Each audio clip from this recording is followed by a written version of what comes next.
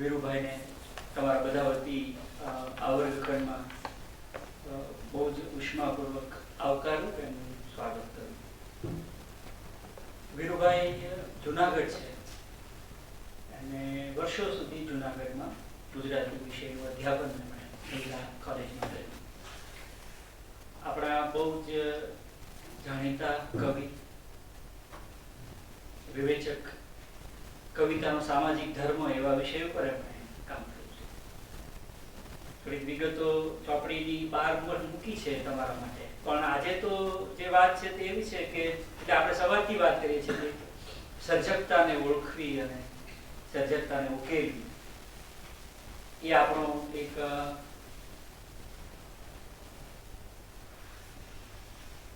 પસીનો પાડી દે એવો ઉદ્યમ હોય છે.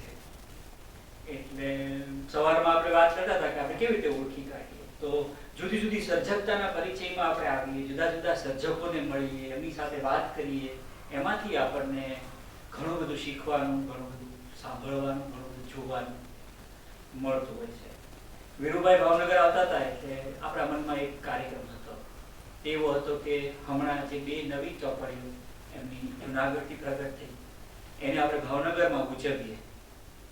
એટલે એનું એક સેલિબ્રેશન આપણે કરીએ. આપણી ભાષામાં પ્રગટતી કોઈ સરસ કૃતિ હોય એને ઉજવવાની જવાબદારી આપણી બધાની હોય. કરતા તો એને કેટલા બધા વર્ષો સુધી ઉજવી હોય મનમાં, અને પછી એને પ્રગટ કરી હોય. તો એવી બે ચોપડીઓ વીરુભાઈની હમણાં પ્રગટ થઈ. એક એમનું નાટક છે, એનું નામ થોડુંક વીરુભાઈ તમને કહેશે કે એમાં એમણે કેમ આવું નામ રાખ્યું છે, હે ને? તમે લોકો જરાક આમ તળ ગુજરાતીમાં વિચારો તો એ નામ તળ ગુજરાતીમાં નથી,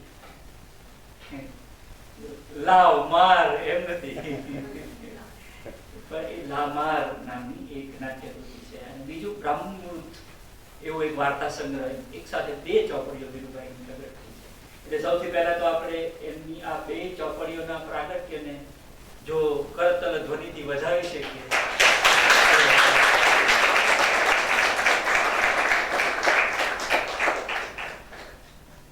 આપણા મનમાં એવું હતું કે આ નાટક જે નવું પ્રગટ થયું છે એને આપણે એક વાચિકમના રૂપમાં રજૂ કરવાના એક મનસુબા સાથે વિચારેલું કે વીરુભાઈ આવે ત્યારે આપણે આપણા તરફથી એ નાટક એમને સંભળાવીએ. એટલે એમણે જે જુદા જુદા અવાજમાં નાટક સાંભળ્યું હોય લખતી વખતે, એ બધા અવાજો સંભવિત રીતે આપણે ઊભા કરીએ તો કેવા થાય, એવી આપણા મનમાં એક વાત હતી. પણ થોડાક અવધાન, થોડીક સમયની પહેલી થઈ એટલે ન કરી શકાય. આજે વીરુભાઈને આપણે એવી વિનંતી કરી છે કે એ નાટકના વિશે થોડી આપણને વાત કરે, થોડી એમની વાર્તાઓ વિશે વાત કરે. અને એક કથા જે એમણે લખી છે ભૂતકાળમાં, અતિક્રમણ નામે, એ થોડી જુદા વિષયની કથા છે. એટલે આપણને એવા વિષયમાં લખાતી કથાઓની પણ થોડીક ભૂમિકા મળે, થોડો પરિચય મળે, એ પણ આપણા મનમાં છે. એટલે આવા બે ત્રણ સ્તરેથી આપણે વીરુભાઈને આજે મળવું છે. વીરુભાઈની કવિતાની ચોપડીઓથી તમે પરિચિત છો. તમારામાંથી કોઈ જૂના મિત્રો જો બેઠા હશે તો ઉદ્ધવ ગીતો નામની એક ચોપડી સાથે વીરુભાઈએ આપણી સાથે વર્ગમાં વાત કરેલી. સરસ ગીત રચનાઓ એમને કરેલી, વાંસ ટકી વહાવેલી કે 11મી દિશા કે ઉદ્ધવ ગીત કે છલના વગર ગઝલ સંગ્રહ એમનો, એ બધી કવિતાઓની એમની મુસાફરી છે, એમની યાત્રા છે. પુરુ અને પૌષ્ટિ નામે એમણે સરસ પૌરાણિક સંદર્ભનું નાટક કરેલું. પછીનું આ બીજું નાટક છે. આ વાર્તા સંગ્રહ સાથે પ્રગટ થયો છે. અતિક્રમણ નામની એમની એક લઘુનવલ છે. અને કવિતાનો સામાજિક ધર્મ, કાવ્યનો સામાજિક ધર્મ એવું એમનું વિવેચન પુસ્તક છે. પ્રકાશ્ય પુસ્તકોની યાદી પણ આમાં છે. એમાં એક નિબંધ સંગ્રહ તૈયાર કરેલા છે. વીરુભાઈ બહુ સરસ ચરિત્ર નિબંધો લખે છે. એટલે ચિત્રકાર છે એ કોઈ એક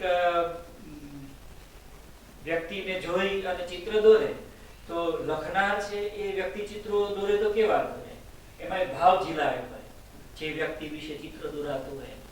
તો વીરુભાઈ એવા સરસ ચિત્રકાર છે અને સરસ રેખાચિત્રો, સરસ ચરિત્ર નિબંધો એમણે લખ્યા છે. તો આમ એક બહુઆયામી સર્જકતા વીરુભાઈની એ આપણને આપણી ભાષાને મળી છે. તમારા બધા વતીમાં, જે આપણા વિભાગમાં, આપણા બધા વિદ્યાર્થીઓ વતી અને આપણી યુનિવર્સિટી વતી, આપણા વિભાગ વતી પણ વીરુભાઈનું સ્વાગત કરું છું. પુષ્પગુચ્છ તમે તૈયાર કરો છે, મને ખબર છે.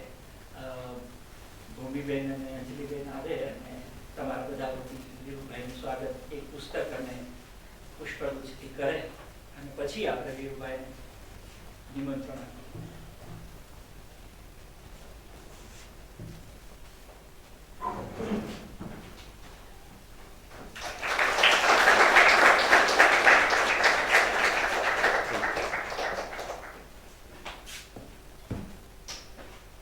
તો હવે તમે અને વીરુભાઈ.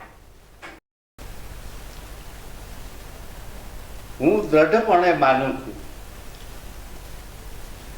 કે વિજ્ઞાને આપણને જેટલા આશીર્વાદ આપ્યા છે એના કરતા વધારે શાપ આપ્યા છે. આપણે એવી પરિસ્થિતિમાં મુકાઈ ગયા છીએ. એકાદ બે ઉદાહરણ હું આપીશ. દાખલા તરીકે AK-47 ની શોધ કરવી એ શેને માટે હતી? મનુષ્ય મારવા સિવાય તો બીજું કઈ છે. એવું જ અણુબોમ્બનું અતિક્રમણમાં મેં એ વાક્ય મૂક્યું છે, જે અત્યારે હું નહીં બોલું. જાપાન ઉપર જ્યારે અણુ પ્રહાર થયો અને હિરોશીમા અને નાગાસાકીમાં કેટલાય લોકો એમને બળીને એકદમ ખરાબ પરિસ્થિતિમાં મુકાઈ ગયા. એક પુસ્તક મેં વાંચેલું 25 મેડલ્સ કરીને. જાપાનની એક ઘટના વખતે 25 એવી છોકરીઓ જેને અણુબોમ્બની મેક્સિમમ અસર થઈ હોય એને અમેરિકાનો એક પ્રિસ્ટ પાદરી ચર્ચનો એ અમેરિકા લઈ જવા માંગતો હતો. અમેરિકન ગવર્મેન્ટને ખબર પડી કે આવું એક કામ થઈ રહ્યું છે. એને એરપોર્ટના અધિકારીને કીધું કે એને એરપ્લેનમાં બેસવા જતા નહીં, ત્યાં જ રોકી દેજો. એટલે પહેલાં કીધું કે ઉભા રહ્યો, હું તપાસ કરું છું. તપાસ કરી તો પહેલો તો હજી ઊભો તો છે ચર્ચનો પાદરી. વાત કરી કે આમ છે, તો કે નહીં, એને કેવું કે બેસી ગયા છે પ્લેનમાં, પ્લેન ઉપડી ગયું છે. આમ કરીને 25 છોકરીઓ જેને અણુબોમ્બની મેક્સિમમ અસર થઈ હતી એને લઈ જાય છે. અત્યારે તો એમાંથી કોઈ જીવતી નહીં હોય કદાચ. તો એના વિશે સ્ટોરી વાંચી, એમાંથી એક વાત મારે તમને કરવી છે. કેટલી ભયાવહ સ્થિતિમાં આપણે છીએ અત્યારે, અણુબોમ્બની ટોચ ઉપર બેઠા છીએ એનો આપણને ખ્યાલ આવે. એક છોકરીએ પોતાની કથા એમાં કીધી છે કે હું સ્કૂલે જઈ રહી હતી અને અચાનક ઉપરથી કંઈક પડતું જોયું. એ યુદ્ધના દિવસો હતા અને હવાઈ છત્રીઓ સૈનિકો લઈને ઉતરતા, એટલે મને એમ છે કે કોઈ સૈનિક જ પેરાસ્યુટ લઈને ઉતરે છે. પણ મારાથી લગભગ 100 મીટરના અંતરે પ્રચંડ ધડાકો થયો. પછી શું થયું મને ખબર નથી. પછી એક દિવસ મારી માનો અવાજ મેં સાંભળ્યો. હું એકદમ ઓગળી ગઈ હતી. મારા શરીરમાં કીડા પડી ગયા હતા. આંખ પીગળીને ચોંટી ગઈ હતી. મારી મા મને ઓળખી ગઈ. ઘરે લઈ ગયા. ડોક્ટરોએ આવી અને એક પેલા જંતુઓ છે કાઢ્યા, બધું રિપેરિંગ કર્યું. પણ હું એટલી બધી તંદુરસ્તી થઈ ગઈ હતી કે મારી માએ જે કાચની બારીઓ હતી એ કાચ કઢાવીને ત્યાં પૂંઠા લગાડી દીધા કે રખે ને મારી દીકરી એને પોતાને જોશે તો શું થશે. આવા ભયથી ઘરમાં બાલદી ન રાખી, કોઈ તપેલી અંદર પાણી પણ ભરી ન શકાય એવી રીતે બધું ઢાંકીને રાખી દીધું. અને લગભગ 6 મહિને હું આ સ્થિતિમાંથી બહાર આવ્યો. ને પછી આ પાદરી છે એને લઈ જાય. તો તમે વિચારો. અને જ્યારે એની માનો એને વાત સાંભળી ત્યારે 4-5 દિવસ થઈ ગયા હતા, એ તો પડે હતી ક્યાં. તો આ પરિસ્થિતિ વિજ્ઞાને ઊભી કરી છે. આપણને બધું સારું લાગે છે, આ મોબાઈલ આવ્યો તો મોબાઈલ આવી ગયા પછી ઘરે ઘરે પહોંચાડી દીધો, પછી કીધું કે અહીંયા રાખશો તો છાતીમાં દુખશે, અહીંયા રાખશો તો આમ થશે. હવે રાખો ક્યાં? અને એનો કોઈ જવાબ નથી વિજ્ઞાન પાસે. એટલે આપણે કેવા સલવાઈ જઈએ છીએ. આ એના નાનકડા ઉદાહરણ છે.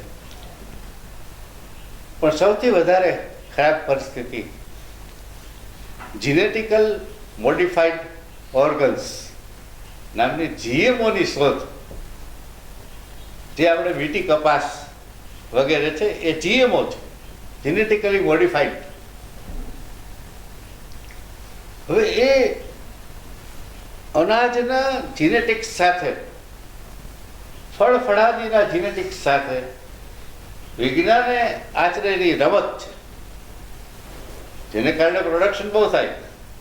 આપણે એક જમાનામાં અવડાવડા રીંગણા જોતા, હવે અવડાવડા આવે દૂધી તમે જુઓ તો એ બધા જીનેટિકલી મોડિફાઈડ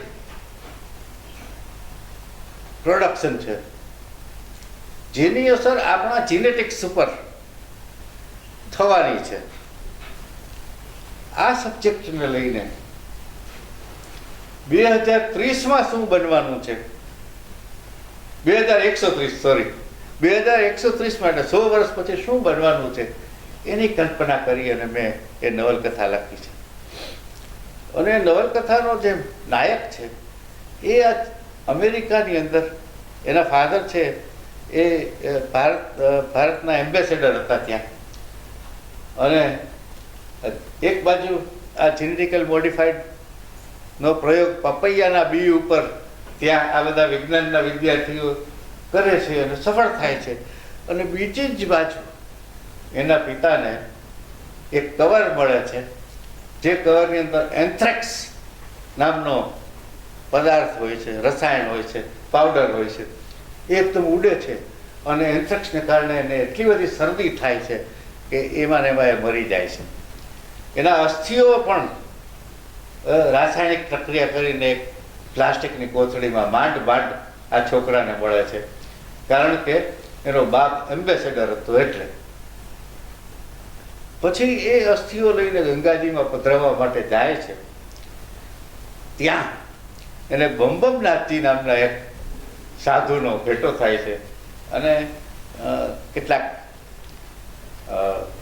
ચમત્કારો સાથે એ સંકળાય છે. અને પછી છેલ્લે બમ્બમનાથજી બધી વિદ્યાઓ આને આપી અને વિદાય લે છે.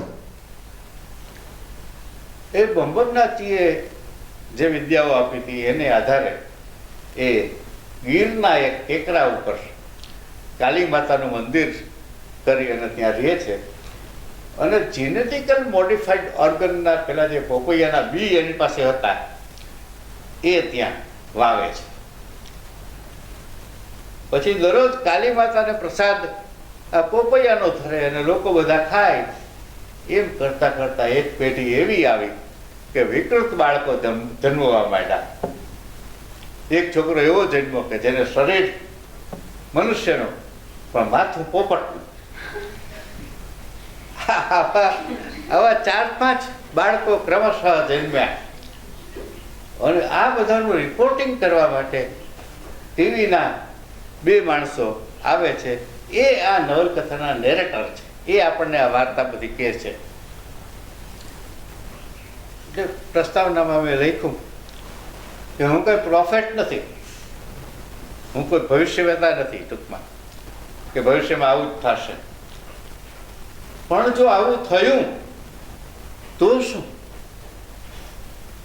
પછી પાછા વળવાના માર્ગ આપણી પાસે નહીં હોય. અને આ તો 4-5 બાળકોની વાત છે. તો માનો કે એક આખી સોસાયટી આવી જન્મી ગઈ જીનેટિકલ મોડિફાઈડ ઓર્ગનથી, તો શું થશે? આપણે ત્યાં કેરળમાં વૈજ્ઞાનિકો આ જીનેટિકલ મોડિફાઈડનું પેલું પ્રયોગ કરવા માંગતા હતા અને કેટલાક ખેડૂતના ખેતરમાં પ્રલોભન આપીને આ બધું કર્યું કેરળના લોકો બહુ જાગૃત, પાક સળગાવી નાખ્યો અને જે વૈજ્ઞાનિકો આ બધું કરતા હતા એને માર્યા, ગિરાવટ, અમારે તમારું કાંઈ નથી જોતું. તો આ જીનેટિકલ મોડિફાઈડ ઓર્ગનને કેન્દ્રમાં રાખીને લખાયેલી નવલકથા, અને એમાં એક બાજુ સાયન્સ છે અને એક બાજુ આપણું પ્રાચીન સાહિત્ય અને પ્રાચીન જે કંઈ વિદ્યાઓ છે એને સામસામે મૂક્યા છે. વિવાદનો વિષય હોય. ઘણા લોકોએ મને ફોન કરીને તમે વિજ્ઞાનના વિરોધી છો ને ફલાણું, તો આ શું છે ફલાણું શું છે. મેં કીધું વિજ્ઞાને આપણને જે વચન આપ્યું હતું કે અમે મનુષ્યની સ્વાયત્તતા માટે ચંખીએ છીએ, એને બદલે એણે આપણને ગુલામ બનાવી દીધા. આપણે તો વિજ્ઞાનના ગુલામ છીએ. હવે એક સામાન્ય યંત્ર, એક વાયરનું ગૂંચડું, તાંબાના વાયરનું ગૂંચડું એ મેગ્નેટની વચ્ચે જોરથી ફરે તો ઇલેક્ટ્રિસિટી ઊભી થાય. હવે તમે વિચારો કે યુએનઓ અથવા તો કોઈ પણ એવી સત્તા એમ કે હવે આખા વિશ્વમાં કોઈએ ઇલેક્ટ્રિક પેદા કરવાની નથી, બંધ કરો બધું, તો શું થાય? હવે તો આપણે છાશ પણ બલૂનાથી નથી કરી શકતા. શું થાય તમે વિચારો? એટલે આપણે કેવા ગુલામ છીએ વિજ્ઞાનના, એમાંથી ફલિત થાય છે. ખેર પછી તો ભાવનગરના જ એક ભાઈ છે પારેખ કરીને, નામ તો ભૂલી ગયો છું, એમણે ગુજરાતી વિજ્ઞાન કથાઓ કરીને પુસ્તક કર્યું છે. એમાં આ નવલકથાનો ઉલ્લેખ છે અને અહીંયા જે એક વાર્તા છે હલ્લો કરીને, એ વાર્તા આખી એમાં છાપી છે આ પુસ્તક આકારે. અતિક્રમણ વિશે આટલી વાત કરી અને હું મારી વાર્તાઓ તરફ આગળ વધું છું. તો વાર્તાઓના સર્જનમાં સૌથી મહત્વની જો કોઈ બાબત હોય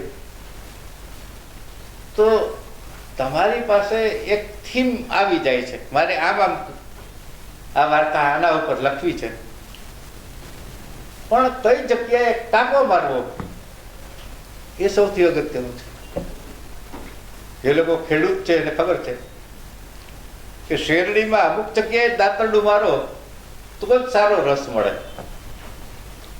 એમ વાર્તાના થીમમાં કઈ જગ્યાએ કાપો મારવો. કાપો મારવો એટલે એ જગ્યાએથી વાર્તા શરૂ કરવાની છે. જો એ ખોટી જગ્યાએથી વાર્તા શરૂ થઈ જાય તો પછી એ વાર્તા આખી ખોટા સિક્કા જેવી ઊભી થાય, જે ખખડે નહીં પણ અને બજારમાં ચાલે નહીં. તો સૌથી અગત્યની વાત એ.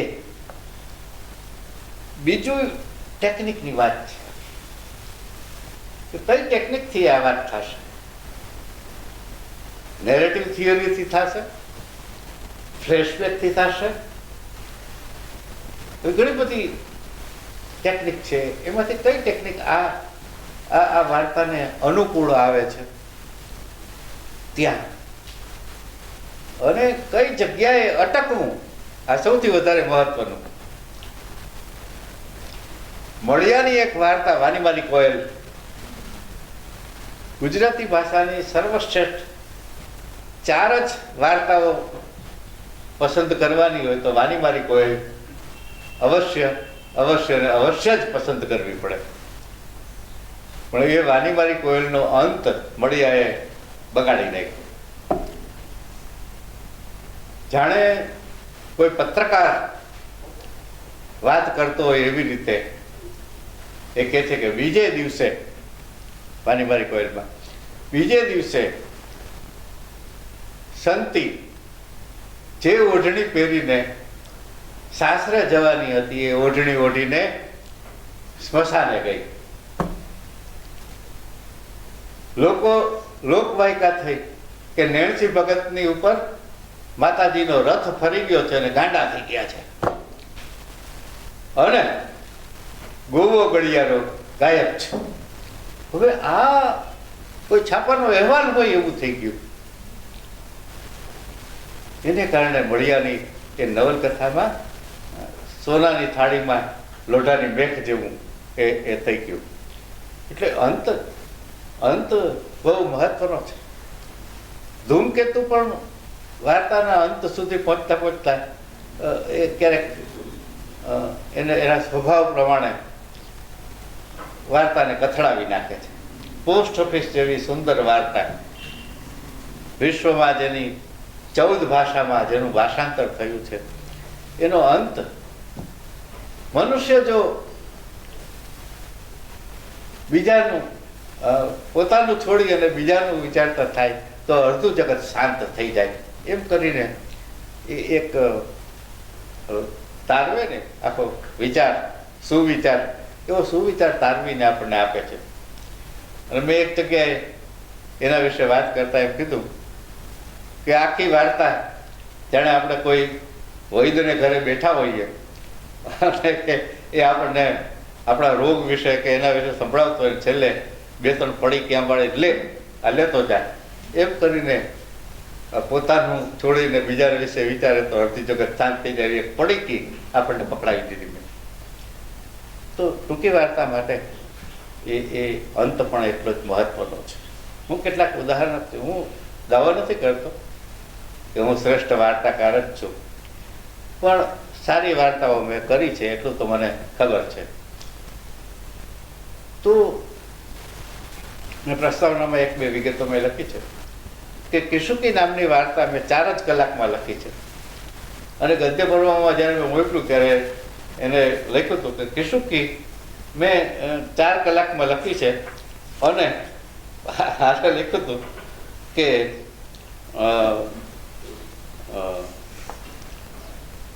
4 કલાકમાં અને 1.5 પાકીટ બ્રિસ્ટોલમાં લખી છે. કારણ કે એટલું બધું મગજમાં ટેન્શન હોય કે પછી સિગરેટ પીધી તો ખબર જ ના પડે, તો એક પછી એક પીતા જ રાખીએ. હવે આના વિશે થોડીક મારે વાત કરવી છે કે મારી પાસે કોઈ થીમ જ નહોતો વાર્તા. હું બસ બેઠો હતો અને અચાનક મને વિચાર આવ્યો કે હું એકલો બેઠો છું, ધોધમાર વરસાદ વરસે છે, અને આવી સ્થિતિમાં કોઈ 18 વર્ષની છોકરી જો અહીંયા આવે તો શું થાય, બસ આટલો જ વિચાર. અને સુરેશ જોશી જેમ કહે છે કે વાર્તાકારે સ્પ્રિંગ બોર્ડ ઉપરથી જેમ પેલા તરવૈયા છે એ પાણીમાં કૂદકો મારે, એકવાર સ્પ્રિંગ બોર્ડ ઉપરથી ઉડ્યા પછી એના હાથમાં કંઈ નથી રહેતું, એ ગુલાટિયા મારતો મારતો અંદર પડે. એવી રીતે એક નાનકડા સ્પ્રિંગ બોર્ડ ઉપરથી કૂદકો મારી અને વાર્તાકારે જવાનું છે. પહેલાથી બધું નક્કી કરી તો ના આવે. તો પછી તો એ છોકરી ત્યાં ઊભી છે એવું પેલા લાગે છે અને ગેટ પાસેની લાઈટ કરે છે તો પેલી આમ જોવે છે, ત્યાં ઈશારો કરીને બોલાવે છે. ખબર પડે છે, પૂછે છે શું નામ છે, તો કે અનુરાધા. અરે નાયકને અચાનક સ્ટ્રાઇક થાય છે. 15 વર્ષ પહેલા પ્રેમ લગ્ન કરનાર એની દીકરી અનુરાધાને આ માણસે ઘરમાંથી કાઢી મૂકી હતી, એ ઘટના આખી રિકલેક્ટ થાય છે. પછી તો આ અનુરાધા એના ઘરની અંદર પ્રવેશે છે, કપડાં બદલે છે અને વાળને આમાં પેલા સાફ કરતી કરતી જ્યાં ડ્રોઈંગ રૂમમાં આવે છે, બધી જ બાબતો એને દીકરીની સાથે એકદમ સરખાવાતી જાય છે. ત્યાં સુધી કે કોફી બનાવે છે ત્યારે પણ કોફીનો ટેસ્ટ પણ એને દીકરીનો જે કોફીનો ટેસ્ટ હતો એવો જ ટેસ્ટ એને લાગે છે. એમ કરે છેલ્લે 2 જણા નાસ્તો કરે છે, આ તે બધું આવે છે. છેલ્લે એને બેડરૂમમાં જઈને સુવાડે છે. તું હવે સુઈ જા, 4 વાગ્યા છે, પછી મોડું થશે અને પછી માંદી પડીશ કરીને એને સુવાડે છે. અને એની દીકરીને અનુરાધાની જેમ ટેવ હતી કે નાકે અને કપાળે બામ લગાડવાનો ઊંઘતી વખતે, તે બામ પણ એને લગાડે છે. મચ્છરદાની કરીને પછી ડ્રોઈંગ રૂમમાં આવે છે, ડ્રોવરનું ખાનું ખોલે છે, તો એમાંથી એક પત્ર ડાયરીમાંથી નીકળે છે, જે એની દીકરીએ 15 વર્ષ પહેલા લખ્યો હતો કે હું બરોડામાં નોકરી કરતા ભાઈ ફલાણા સાથે નામ અત્યારે ભૂલી ગયો, એની સાથે લગ્ન કરીને જાઉં છું. જો તમને અમારા લગ્ન માન્ય હોય તો એક ટેલિગ્રામ કરજો, અમે આવીને પગે લાગી જશું. આ માણસ પછી એને લેટર લખે છે, 15 વર્ષ થઈ ગયા છે, હવે તો તારે ત્યાં બાળ બચ્ચા પણ હશે, તો તમે લોકો આવી જાઓ. અને સવારે દૂધવાળો આવે છે ત્યારે એને કવર આપે છે કે આ કવર નાખી દેજો. અચ્છા, જ્યારે એને સુવાડવા જાય છે ત્યારે એક પાંજરાની અંદર એક પોપટ જુએ છે. એટલે પેલી અનુરાધા પૂછે છે કે ડેડી આ શું છે? તો કે આ કિશુકી છે, પોપટ કિશુકી છે. હવે મેં આવા પ્રસ્તાવનામાં પણ લખ્યું છે, હમણાં કહીશ તો. એ જોજે સવારના છે ને તને ઉઠાડશે, અનુરાધા બેટા ઉઠ, નિશાળે જવાનું મોડું થશે, અનુરાધા બેટા ઉઠ, નિશાળે જવાનું મોડું થશે. આવું 7 વાર બોલશે. સવાર પડી અને પેલો પોપટ 7 વાર બોલ્યો, અનુરાધા ઉઠી નહીં. આને એમ થયું કે હમણાં આવવી જોઈએ, અનુરાધા કેમ આવી નહીં? જઈને જુએ છે તો પથારીમાં કોઈ હતું જ નહીં. આ માત્ર એ માણસની પોતાની દીકરી માટેની ઝંખના અને એક ભ્રમણા હતી, બસ ત્યાં એનો અંત થાય છે. અને એ વખતે પેલો પોપટ છે એ પાંજરામાં ચત્તોપાટ પડ્યો છે, એના પગ છે લાકડાના થઈ ગયા છે, મરી ગયો. હવે આ એટલું સિમ્પલિક છે કે આ માણસ પણ એક જાણે કિશુકી જ છે, અને એનામાં રહેલો કિશુકી પણ આજે મરી ગયો. આ કિશુકી વિશે થોડી વાત મારે કરવી છે. આમાં પણ મેં લખ્યું પ્રસ્તાવનામાં. કિશુકી છે એ આફ્રિકન પોપટ છે, અને એ જમાનામાં જ્યારે મેં વાર્તા લખી ત્યારે એ 40,000 વેચાતો મળતો આફ્રિકામાં. ભારતમાં આવે અને જો એ જીવતો રહીએ તો આપણા ભાગ્ય, અહીંનું વાતાવરણ ન મળે અને મરી જાય તો આપણા દુર્ભાગ્ય. એની વિશેષતા એ હતી કે માણસની એટલી અદ્દલ નકલ કરે કે તમને ખબર જ ના પડે આ પોપટ છે કે માણસ બોલે છે. હવે આ કિશુકી અચાનક વાર્તામાં ઘૂસી ગયો. કારણ શું કે વર્ષો પહેલા મેં સલીમ અલીમીની પક્ષીઓ વિશેની એક પુસ્તિકા વાંચેલી. એમાં આ કિશુકી પોપટ વિશેની વાત હતી એક. અને કિશુકીનું આયુષ્ય 20 વર્ષનું ગણાય છે એવરેજ, એટલે બરાબર ન્યાય મળે એવું હતું.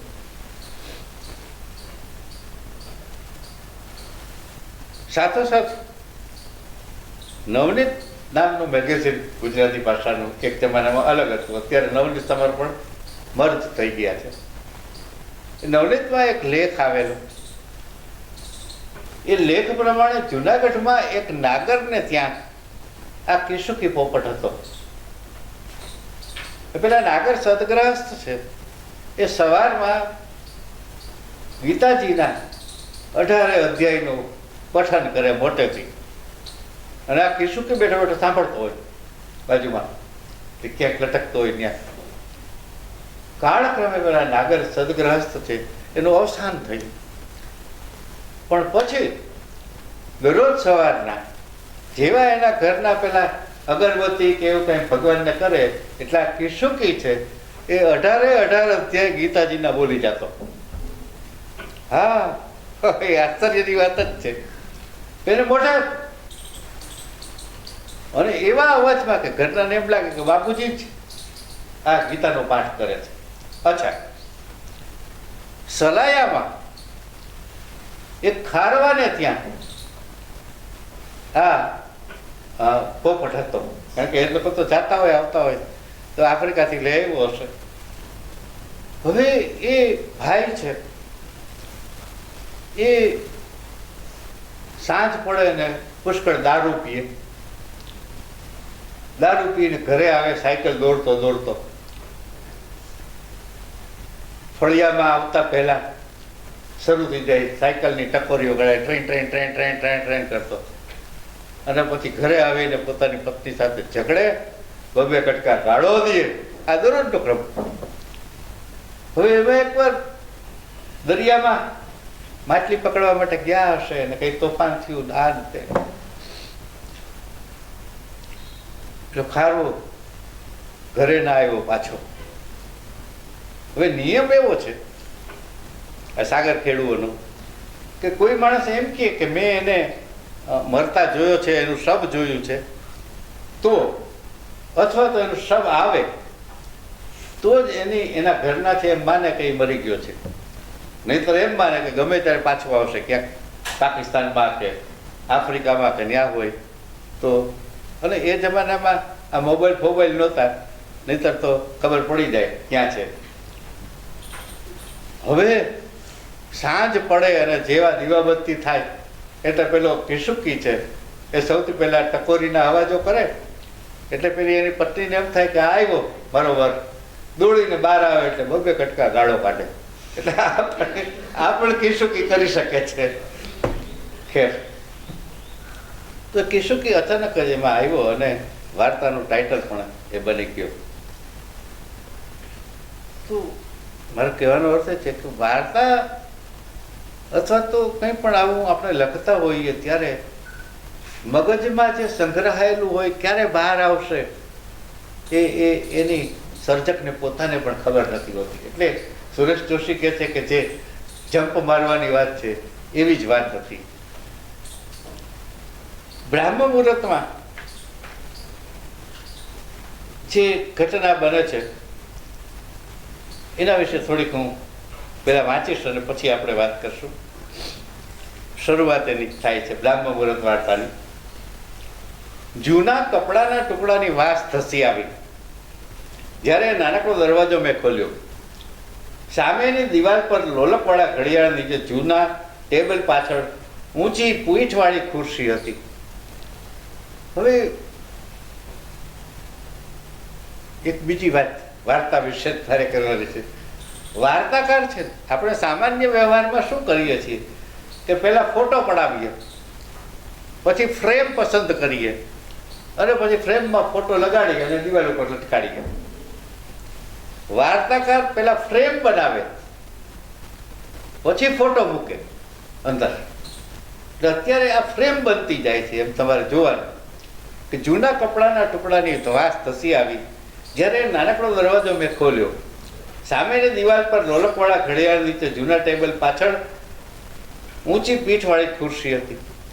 ટેબલ પર અસ્તવ્યસ્ત થોડી કપડાની ઢીંગલીઓ પડેલી હતી. એક ઢીંગલીના પગ પહોળા, હાથ ફેલાયેલા, બીજીના પગ ઢીંચણથી વળેલા અને હાથ ચહેરાને ઢાંકતા, એક પગ નૃત્યની મુદ્રામાં હંકાયેલા અને હાથ પાછળ વળ ખાઈને લંબાયેલા સરસ ગોઠવાયેલા હતા. કોઈ ઢીંગલી હસતી, કોઈ ગંભીર, તો કોઈ શોકમગ્ન લાગતી હતી. મને થયું એકાદ ઢીંગલી લઈ રમવા માંડું. ઘડિયાળમાં ટકોરો વાગ્યો. મેં ત્યાં જોયું, ઘડિયાળની બાજુના ફોટામાં એક સિંહ, ખેંચાયેલ શરીર, ટટ્ટાર પૂંછડી અને ઉગામેલા પંજાવાળો ચિતરેલો છતાં બિહામણો લાગતો હતો. જમણી બાજુની દિવાલ પર ઊંચે બંને ખૂણે હરણના માંસ વગરના અને ચામડી વિનાના ચહેરા શિંગડા સાથે જડેલા હતા. એની આંખોના પોલાણમાં છેલ્લા ભય અને ચિત્કારોનો આકાર સ્પષ્ટ ઉભરાતો હતો. એના જડબા ઠરાયેલા હતા, છતાં છત પરથી લટકતા જૂના કકડતા પંખાની ધીમે ધીમે ફરતી આંખોના પડછાયા અને સતત આવતો ખટક ખટક અવાજ એને વધુ કરુણ બનાવી રહ્યો હતો. ડાબી બાજુનું બારણું ખુલ્યું. સુકાયેલા ઘાસ વચ્ચેથી સૂકી જતી વાંકી ચૂકી કેડી પર અંકાયેલા પગલાના નિશાન ચિત્ર વિચિત્ર ભાવોની છાપ ઉભારતા હતા.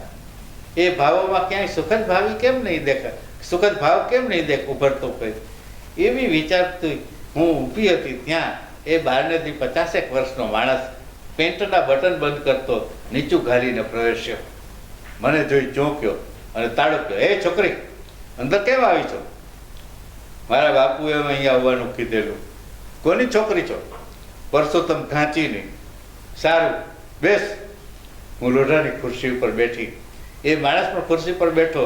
ટેબલ પરથી કપડું લઈ હાથ લૂંટતા મારી સામે ટગર ટગર જોતો મારા આખા શરીર પર ફરી વળ્યો. કહે, તારો બાપ તો જાડો પાડો છે, તું કાં આવી સડકડા જેવી? મેં મારા શરીર પર નજર ફેરવી કહ્યું, મા ઉપર ઉતરી છું. એ તો મરી ગઈ ને? મને ખબર નથી. શું આવડે છે?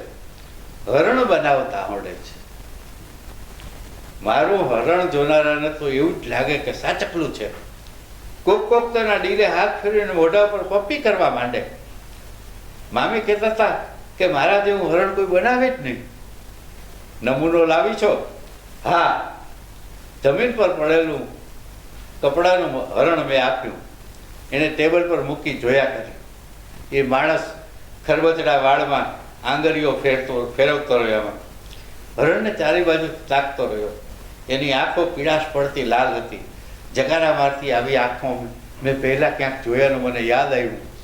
એનું જાડી ચામડીવાળું નાક, બે આંખો વચ્ચે કોઈ કે પરાણે ચોંટાડ્યું હોય એવું લાગતું હતું. થોડું ચીવું, દાંડી પાસેથી સાવ બેસી ગયેલ, ફોયડા સાવ ચોખ્ખે ચોખ્ખા દેખાતા હતા.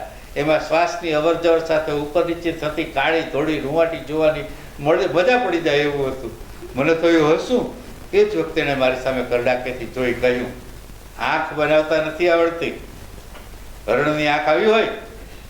એના જાડા મોટા શ્યામ ગુલાબી હોઠ ફફડ્યા. મેં તો છેટેથી જ હરણ જોયું છે. ધારીને જોવાનો વખત જ નથી આવ્યું. એકવાર ધારીને જોઉં ને તો હરણ તો શું, માણસ પણ બનાવી દઉં. એ મારી સામે એવી રીતે જોતો રહ્યો જાણે મારી વાત એને માન્યામાં ન આવી ગયો. તમારા સામે ખોટું નથી બોલતી. એ ચોસ્તી હસ્યો. એની જીભ છેક સુધી લાલ ઘૂમ હતી. દાંત લાંબા અને લાલ લાલ. થોડું થૂંક પણ એના હસવાથી ઉડ્યું, એ પણ લાલ લાલ. હવે આમાં બે પાત્રો ઇન્ટ્રોડ્યુસ થાય છે અને સાથે પરિવેશ શાખો. ઘટના એવી બને છે કે પછી આ છોકરી એ કારખાનામાં, આ છોકરી એને પૂછે શું કરે? તો કે હું ભણું છું. કેટલામું? તો કે 8મું બ. નાની છોકરીઓ આવી રીતે જ વાત કરે કે સારું. પછી એને નોકરીએ રાખી દે છે.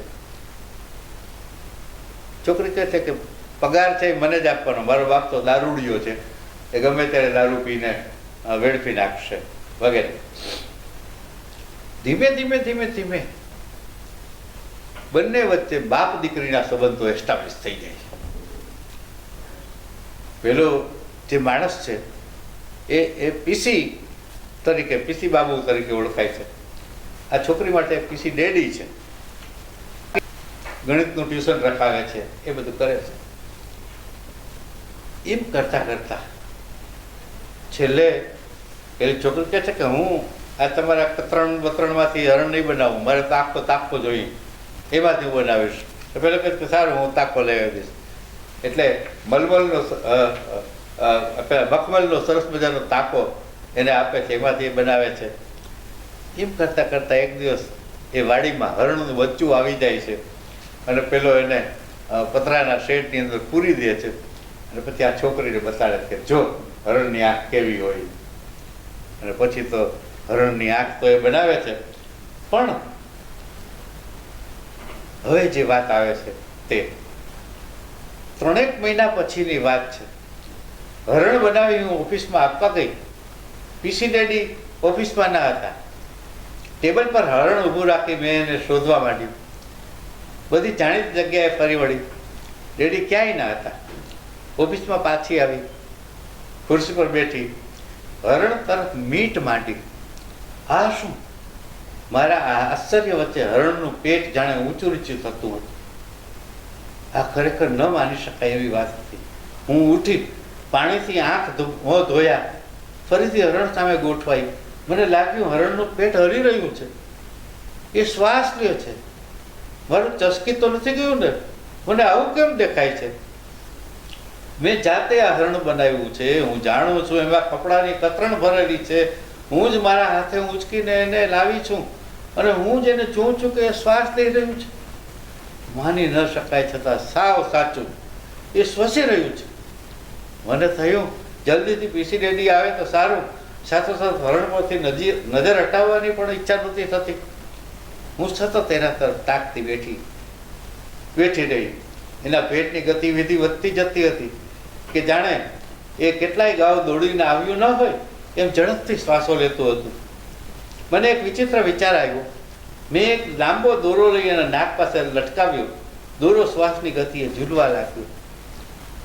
મને હવે ખરેખર તંબર આવવા જેવું થયું. ક્યાંક બેભાન થઈ જઈશ. મેં ફરીથી ખુરશી પર બેસી હરણ ભણી જોયા કર્યું. એટલામાં એણે આગળનો જમણો પગ ધીમેથી ઊંચો કરી આગળ માંડ્યો. પગનું ભરવા કર્યું પણ ચાલી શક્યું નહીં. મેં કહ્યું, એમ એક પગે ન ચલાય. જો તે આગળનો જમણો પગ ઉપાડ્યો ને તો પછી પાછળનો ડાબો પગ પણ ઉપાડવો જોઈએ, તો જ ચાલી શકાય ને. ચાલ જો. એણે ફરી જમણો પગ ઉપાડ્યો, ડાબો પગ ઊંચો કરવા કર્યું, પગ થોડો થરકાવ્યો પણ ઉપડ્યો નહીં. હું મદદ કરું બેટા. જો એમ હું ચપટી વગાડું ને ત્યારે તારે જમણો પગ ઉઠાવવાનો, પછી તારો ડાબો પગ ઉપાડવામાં હું મદદ કરીશ, સમજો? મેં ચપટી વગાડી. એણે જમણો પગ ઉપાડી આગળ મૂક્યો. એ જ ક્ષણે મેં એનો પાછલો ડાબો પગ ઉપાડી આગળ કર્યો. એ ચાલ્યું. એ ખરેખર ચાલવા માંડ્યું. મેં એને ટેબલ પરથી ઊંચકી લીધું. બાથમાં લઈ એને ગાલ પર પપ્પી કરવા માંડી. એના આખા ડીલે હાથ પસરાવવા માંડી. ક્યાંય સુધી આમ કરતા રહી. મેં એના પણ જોયું તો એની આંખોમાંથી આંસુ સરિયાના લીસોટા દેખાયા. મને થયું આ હરણ પીસી ડેડીને ન અપાય. આ તો હું ઘેર લઈ જઈશ. હું હરણને મોટા કપડામાં લપેટી ચૂપચાપ ચાલી નીકળી.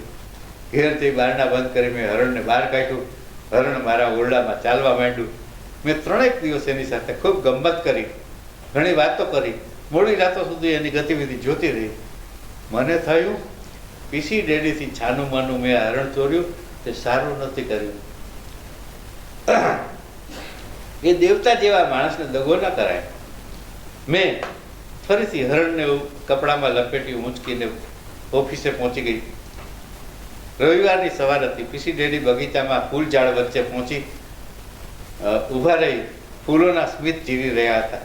મને ફૂલોની વચ્ચેથી આવતા જોઈ મારી સામે ગુલાબના ફૂલ જેવું સ્મિત કરી આગળ આવવા માંડ્યા. હું ઊભી રહી.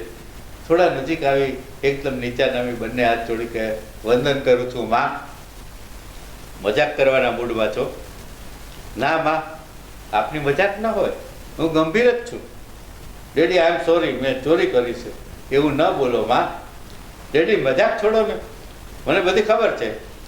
તું હરણ પાછું લાવી ને? શું કામ લાવી? મારાથી સહન ન થયું. હું મારી આંખોમાં જ એકદમ નીચે ઉતરી ગઈ.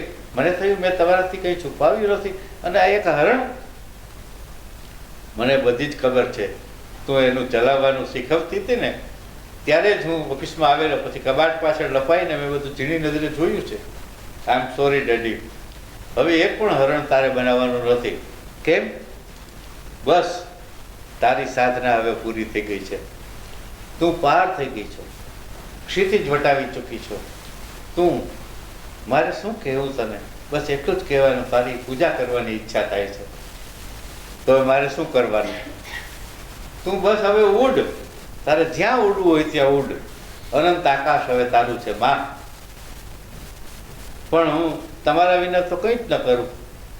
માં, તારામાં ઉભરાઈ રહ્યો છે પ્રેમનો પારાવાર, અમૃતનો અપરંપાર. તું જીવનની લાણ કરનારી સંજીવની છો. તું ખરેખર દેવી છો માં. હું તો તારા સાનિધ્ય પણ કરજદાર થઈ ગયો. તારે તો મને હુકમ કરવાનો હોય. બોલ માં, શું કરું તારા માટે? ડેડી, એક તો તમારે હંમેશા મારી સાથે જ રહેવાનું, બીજું તમારે મને ક્યારેય માં કહેવાનું નથી, મને દીકરી જ રહેવા દો. ભલે માં. વળી પાછું સોરી બેટા. અને છેલ્લે કે છે કે ડૉક્ટર તુષાર, મારા પીસી ડેડીનો ફોન હતો, એમણે મને બોલાવી હતી, એટલે હું ડૉક્ટર પાનવાલા સાથે ઝઘડીને જામનગરમાં ડૉક્ટર થઈને અત્યારે ઇન્ટર્નશીપમાં છે આ છોકરી. ત્યારે આપણને છેલ્લે ખબર પડે છે. એમણે મને બોલાવી હતી, એટલે હું ડૉક્ટર પાનવાલા સાથે ઝઘડીને પણ મળવા જઈ રહી છું. તમને તો હવે ખ્યાલ આવ્યો જ હશે કે મારી આ કાર, આ મોબાઈલ, આ મારી ડૉક્ટરની ડિગ્રી, અરે મારું બધું જ મારા પીસી ડેડીનું છે. એ મને ફોન કરે કે બગીચામાં પડી ગયા છે, થાપાનું હાડકું ભાંગી ગયું છે, તો હું શું અહીં જામનગરમાં ઇન્ટર્નશીપ કરવા પડી રહું? ડૉક્ટર પાનવાલા તો શું, હું ઓસામા બિન લાદેન સાથે ઝઘડી લઉં. You C. બસ ત્યાં એ વાર્તા પૂરી થાય છે. તો વાર્તાનો અંત આપણે વાત કરતા હતા, એ આખો ચોંકાવનારો. પેલું હરણ જીવતું હરણ થઈ જાય, થાય કોઈ આશ્ચર્યની ઘટના મારે માટે નથી. કોઈની સાધના એવી હોય. અજાબની બાજુમાં એક કલીમલહારી બાપુ કરીને સંત થઈ ગયા. હું એના સંપર્કમાં હતો, એમના દર્શન કરવા જતો, અને એક કવિ તરીકે મારા ઉપર એમનું વહાલ હતું. એ ગમે તે વસ્તુ, હવે 1970ની વાત કરું છું, કેશોદમાં એક પટેલનો છોકરો અમેરિકાથી પોર્ટેબલ વિડીયો પ્લેયર લાવ્યો. પેલું અવળું આખું કેસેટ પ્લેયર આવતું ને, એવી રીતે વિડીયો પ્લેયર, અને એમાં ફોરેનના પેલા ગીતોના વિડીયો હતા. એ એણે ત્યાં બતાડ્યા. અમે બધા આશ્ચર્ય ત્યાં આમ જોતું, લે એમાં ગીતે સંભળાય, અને નાનકડો એવો સ્ક્રીન હતો, એમાં બધું દેખાય ને. એટલામાં કલીમલહારી બાપુ આવ્યા, એટલે એણે બંધ કર્યું. બધા ઊભા થયા ને કલીમલહારી બાપુની જય ને એવું બધું થયું. એ દરરોજનો ક્રમ હતો. અને આ જે આખી ઘટના છે, કલીમલહારી બાપુ વાળી ઘટના, એ સીધી તમારે જોવી હોય તો અતિક્રમણમાં પેલો જે પૂજારી છે, જેને પપૈયાનો પ્રસાદ ને બધું આપે, એ કલીમલહારીનો અવતાર જ છે. એટલે જે કંઈ આપણે અથવા સર્જકે જોયેલું હોય, એટલે હું ઘણી વાર કહું છું કે નવલકથા એ સર્જકની 50% આત્મકથા જ છે. એણે જે અનુભવ્યું છે એ જ એમાં આવે છે, બહારનું કંઈ આવતું જ નથી, બધું એમાં આવે છે. અને એના ચમત્કારો, કલીમલહારી બાપુએ જે ચમત્કારો કર્યા છે મેં જોયા છે, એ આમાં અતિક્રમણમાં પણ મેં આ લખ્યા છે જુદી રીતે. બાપુ આવ્યા ને પેલું પોર્ટેબલ વિડીયો જોયું, એટલે આમાં પૂછ્યું, એટલે કે બાપુ આપણે ઓલું ટેપ રેકોર્ડર વગાડીએ ને એની જેમ આ વગાડવાનું, પણ એમાં દેખાય એ ખરું કે આમ કીધું વગાડે કે બતાવી દઉં કે જો આ થયું. એટલે ફોરેનના પેલા ડાન્સ ને એવું બધું હોય તો પેલો વળી વધારે ડાયો નીકળો, એટલે કે બાપુ તમારે જોઈએ છે તો રાખો. બાપુ કે ના, મારે શું કરવું છે. પછી થોડી વાર એની એક અંડરગ્રાઉન્ડ ઝૂંપડી હતી, એ ઝૂંપડીમાં ગયા. આમ કરીને એ કાંઈ પણ બતાડવાનું હોય ને તો પાછળ બે હાથ રાખીને વાંકા વાંકા આવે. મારા ખભા સુધી પહોંચતા એટલા બાટક્યા હતા. એ કલીમલહારી બાપુ આવ્યા ને આમ કરીને આમ બે બતાડ્યા, મારી પાસે બે છે એ જ બ્રાન્ડના, અને ચાલુ કરીને દેખાડ્યું, જો મારી પાસે તો બે છે, અમે આ નજરે જોયું છે. એટલે હરણ શ્વાસ લે અને જીવતું થાય એમાં મને કોઈ આશ્ચર્ય નથી થતું. અચ્છા, પછી જ્યારે હરણ આઈ મીન કલીમલહારી બાપુ દેવ થઈ ગયા, ત્યારે આ મહિલામાંથી કશું જ વળ્યું નહોતું. માત્ર એક કૃષ્ણ ભગવાનની મૂર્તિ અને પૂજાના થોડાક સોનાના વાસણો, બસ. આના સિવાય કંઈ હતું નહીં. તો એ ગમે ત્યારે ગમે તે વસ્તુ ઊભી કરે. આપણે હજી સાચા હૃદયથી આપણે હજી વિચાર કરીએ, ક્યારેક કોઈ ન હોય અને મનમાં વિચાર આવે કે બાપુ સફરજન ખવડાવે તો મજા આવે. તો થોડી વારમાં આવે અને બે હાથમાં સફરજન લે ખા બસ આપે. આવી વ્યક્તિમત્તા મેં જોઈ છે. એટલે અતિક્રમણમાં એનો પ્રતિધ્વનિત છે કલીમરવાળી વાત. તો વાર્તાકાર આ રીતે પોતાના વાર્તાના થીમ સાથે કામ પાર પાડે છે. ક્યારેક સફળ થાય, ક્યારેક નિષ્ફળ પણ જવાય છે. એવું નથી કે દરેક વખતે વાર્તાકાર ધૂમકેતુની આટલી વાર્તાઓ તમે આટલો સુંદર વાર્તાકાર, તો એની થોડી વાર્તાઓને બાદ કરતા બાકીની બધી આપણને એનસીસીની પરેડ જેવી લાગે અને એમ થાય કે ધૂમકેતુ આવું શું કામ કરવાની જરૂર હતી. તો સફળ વાર્તાકાર પણ ઘણીવાર નિષ્ફળતાને વરે છે. પણ આ બધા માપદંડો છે અને એને અનુસરવું પડે કે વાર્તા વિશે આટલી વાત કરી અને હું નાટક ઉપર આવું છું. આ લામાર નાટક લખ્યું એ પહેલા મેં એક નાટક લખેલું અને એ નાટક વિશે થોડી વાત કરીને પછી લામાર ઉપર હું આવીશ. એ નાટકનું શીર્ષક હતું પૂરું અને પૌષ્ટિક. ઘટના એવી બની કે સેન્ટ્રલ એકેડેમી દિલ્હીની એમણે નાટક ઉપર કામ કરવાનું નક્કી કર્યું. અને એવું રીતે કે જે લોકોએ પહેલી જ વાર નાટક લખ્યું હોય એને બુસ્ટઅપ કરવા માટે એક સેમિનાર કરવો. પહેલો સેમિનાર તમિલ ભાષામાં થયો હતો અને બીજો ગુજરાતી ભાષામાં કરવાનો હતો. મનોજ ખંડેરિયા ઉપર એની સાથે એ સંલગ્ન હતા અકાદમી સાથે. એટલે આ પરિપત્ર આવ્યો. અને મનોજ તો ગઝલનો માણસ, એટલે જુનાગઢમાં એક જયકાંત ધોળકિયા કરીને ડ્રામાના સારા ડાયરેક્ટર હતા, એને આપ્યું. કહ્યું આ પરિપત્ર. 1994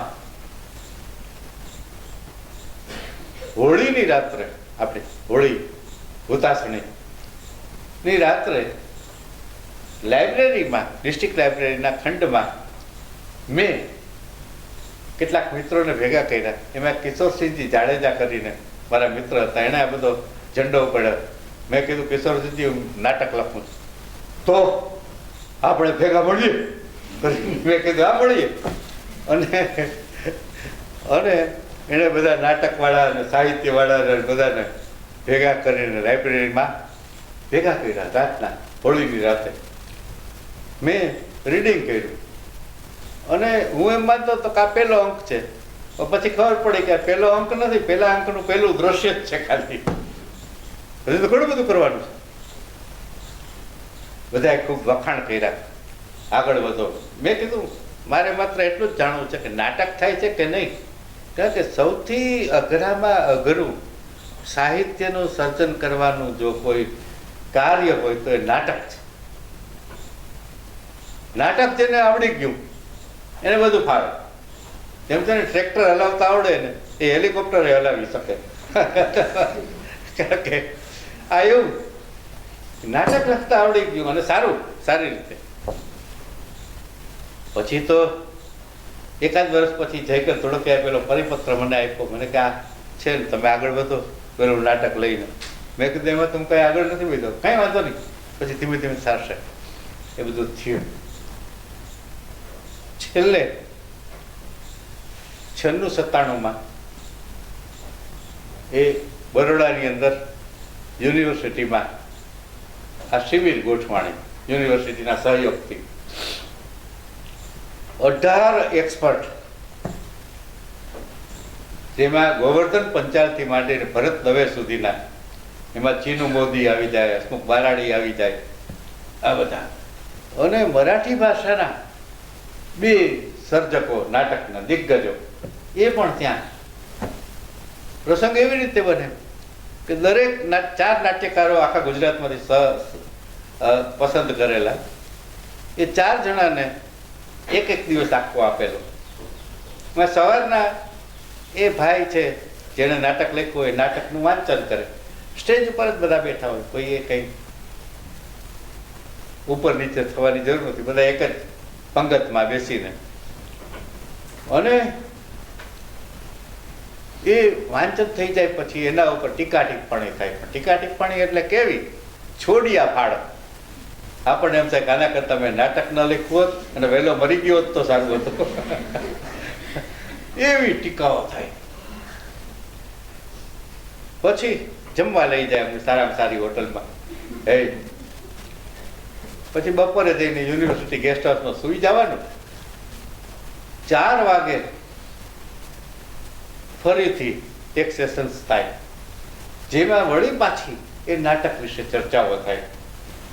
અને આ બધું પાછું એમાં એવું હતું કે નાટકના સર્જકે એને જવાબ આપવો એવું ફરજિયાત નહોતું, પણ આપણો આશય માત્ર એટલો જ છે કે સારામાં સારું નાટક થાય. આમાંથી તમારે જે સ્વીકારવું હોય નાટકના સર્જકે એ સ્વીકારવાનું, ન સ્વીકારવું તમારી મરજી. રાતના પછી એ નાટકના 2 દ્રશ્યો પસંદ કરવામાં, અગાઉથી નાટકની સ્ક્રિપ્ટ તો મોકલી દીધી હોય અને એના આધારે તો પસંદ કર્યા હતા 4 જણાને. તો જુદા જુદા ડાયરેક્ટરને એ સોંપેલું.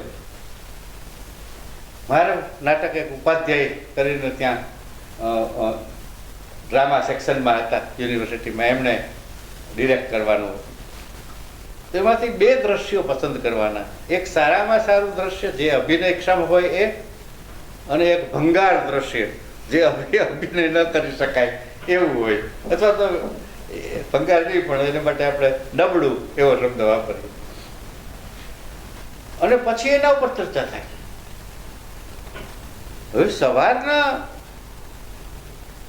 હું જ્યારે નાટક વાંચતો હતો ત્યારે એ જાણીતી ઘટના છે, પૂરું છે, પૌરાણિક આખી વાત છે કે પૂરું છે એ એના પિતાને માટે પોતાની યુવાની આપી દે છે અને પિતાની વૃદ્ધાવસ્થા, શાપિત વૃદ્ધાવસ્થા એ પોતે સ્વીકારે છે. આવી ઘટના છે. તો પેલો માગે છે પૂરું પાસે એની યુવાવસ્થા, ત્યારે એ મારો પૂરું છે ને એ માવડિયો છે, માનો દીકરો છે. પુરાણનો પૂરું છે એ બાપનો દીકરો છે, પિતાનો દીકરો છે. તો મને એમ છે કે ના, પિતાને દીકરો છે એ પિતાનો કોઈ દી હોય જ નહીં, એ માનો જ હોય. દીકરી છે એ પિતાની હોય, એમાંની ન હોય, કારણ કે 2 જણા વચ્ચે 12મો ગ્રહ હાલતો હોય. હા બરાબર છે, મારી દીકરી અહીંયા છે, મને ખબર છે, સાસરે છે, અહીંયા ત્યાં જ આવ્યો છું. તો એ વખતે એકદમ કરુણ દ્રશ્ય હું વાંચતો હતો. પૂર્વે એમ કીધું કે મારી માં જો મને આજ્ઞા આપે કે તારી યુવાવસ્થા તારા બાપને આપી દે તો હમણાં જ હું આપી દઉં. અને પેલી શર્મિષ્ઠા એની માં એકદમ, તમે વિચારો કે કઈ માં પોતાના દીકરાને એમ કે તું ઘરડો થઈ જા અને તારી જુવાની છે તારા બાપને આપી. બીજું કઈ આપવાનું હોય, ફાઉન્ટેન પેન આપવાની હોય કે મોબાઈલ આપવાનો હોય તો બરાબર છે, આ તો જુવાની આખી આપી એ આપી દે છે.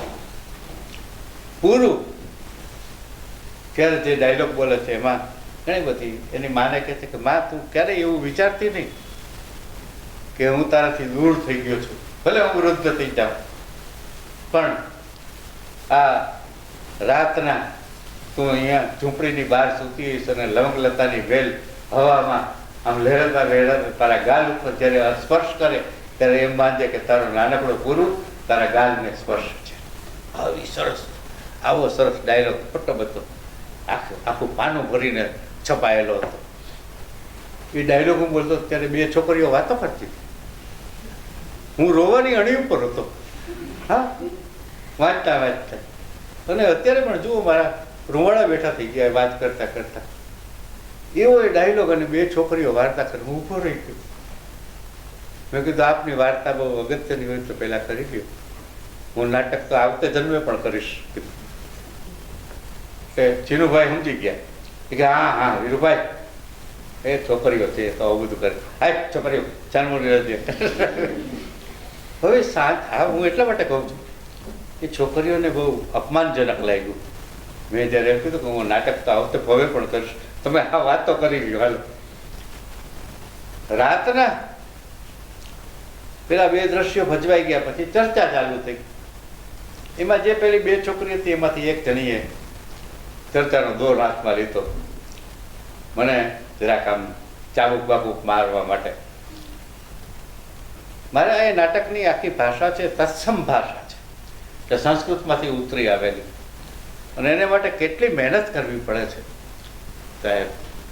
મેં આખા નાટકની અંદર ચહેરો શબ્દ વાપરેલો છપાવવાની તૈયારીમાં, અને મારું ધ્યાન ગયું, અરે આ ચહેરો તો ઉર્દુ ભાષાનો શબ્દ છે, હવે શું કરવું? માથાકૂટ કરીને આમ માંડ માંડ મને યાદ આવ્યું કે ચહેરો નહીં પણ વદન રખાય. અને એ બધી જગ્યાએ જ્યાં જ્યાં ચહેરો હતો ત્યાં વદન વદન વદન કરવું પડ્યું. અચ્છા રમકડું શબ્દ એક આવે છે, હવે શું કરવું? ભગવત ગોમંડળમાં જોયું રમકડું સંસ્કૃત શબ્દ છે કે શું, તો એને તો વળી પાછું દોડડા પણ કર્યું કે રમ ધાતુ ઉપરથી એમ કરી પ્રશ્નાર્થ કર્યો. લે મેં કીધું આને તો કઈ ચોખવટ નથી કરી, હવે શું કરવું? એટલે સંસ્કૃતના એક પ્રોફેસર મનસુખ સાવલિયા ત્યાં પ્રિન્સિપાલ હતા મહિલા કોલેજમાં, એમને મેં ફોન કર્યો. મેં કીધું સાવલિયા સાહેબ આ રમકડું શબ્દ મને કે એ આપણી ભાષાનો નથી. તો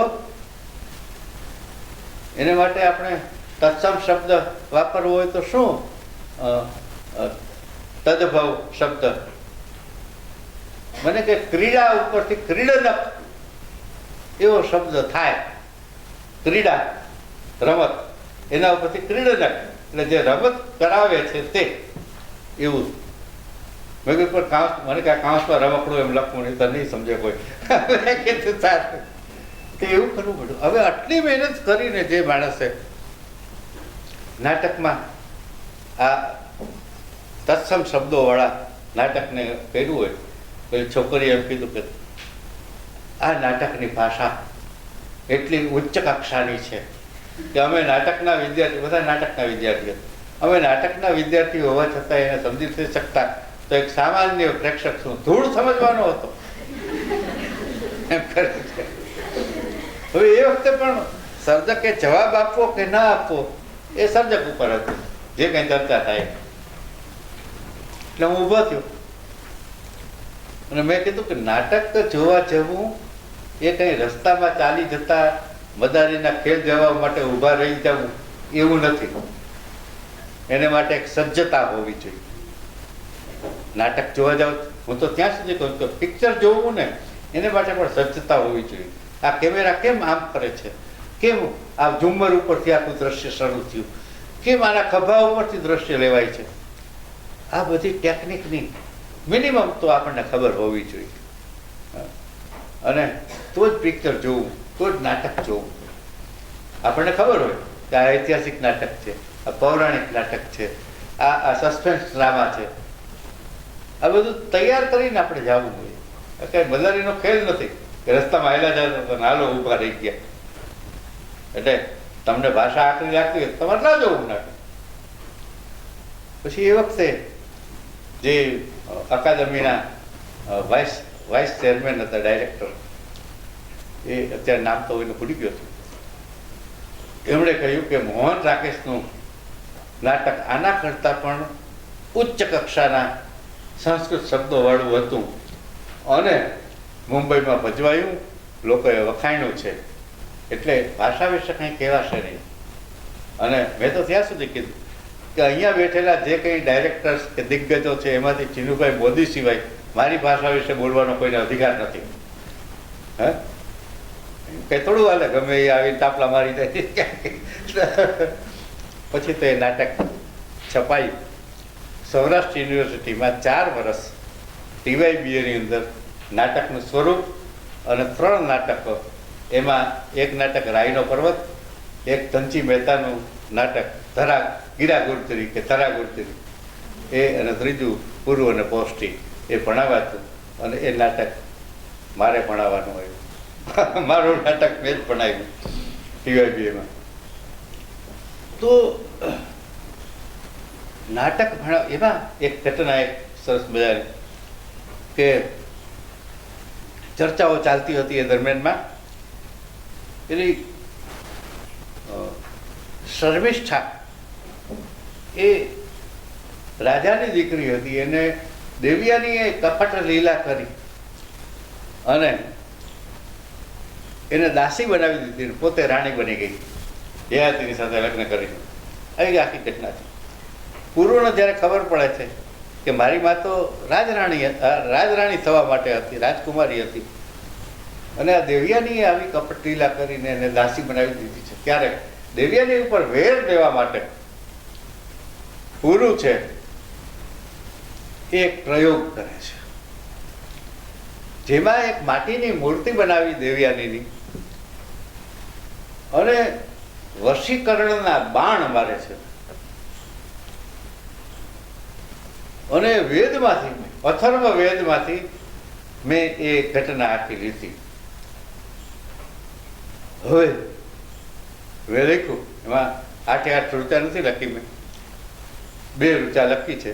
અને પછી નીચે લખ્યું કે અથર્વ વેદમાં 8 ઋચાઓ છે, જે એમ જણાવે છે કે આ ઋચાઓથી કોઈ પણ સ્ત્રી ઉપર પ્રયોગ કરવામાં આવે તો એ વશીકરણ થાય છે. એટલે બધા 2-4 જણાએ કીધું વશીકરણ થાય? મેં કીધું હા થાય. એ કે ન થાય? મેં કીધું તો ન થાય. સામું પૂછ્યું, ભગવાન છે? એ કે ના. મેં કીધું હું કહું કે આ છે. આ એવી વાત છે, તમારે માનવું હોય તો માનવું, ન માનો તો કાંઈ નહીં. મેં તો વેદના આ વશીકરણની વાત નથી, પણ બીજા કેટલાય પ્રયોગો એવા કર્યા છે કે જેનું ફળ મને મળ્યું છે. મેં 4 વર્ષ વેદો અને પુરાણો વાંચ્યા છે, 1990 થી 1994 સુધી. અને એમાં પૂર્વ અને પૌષ્ટિનો જન્મ થયો.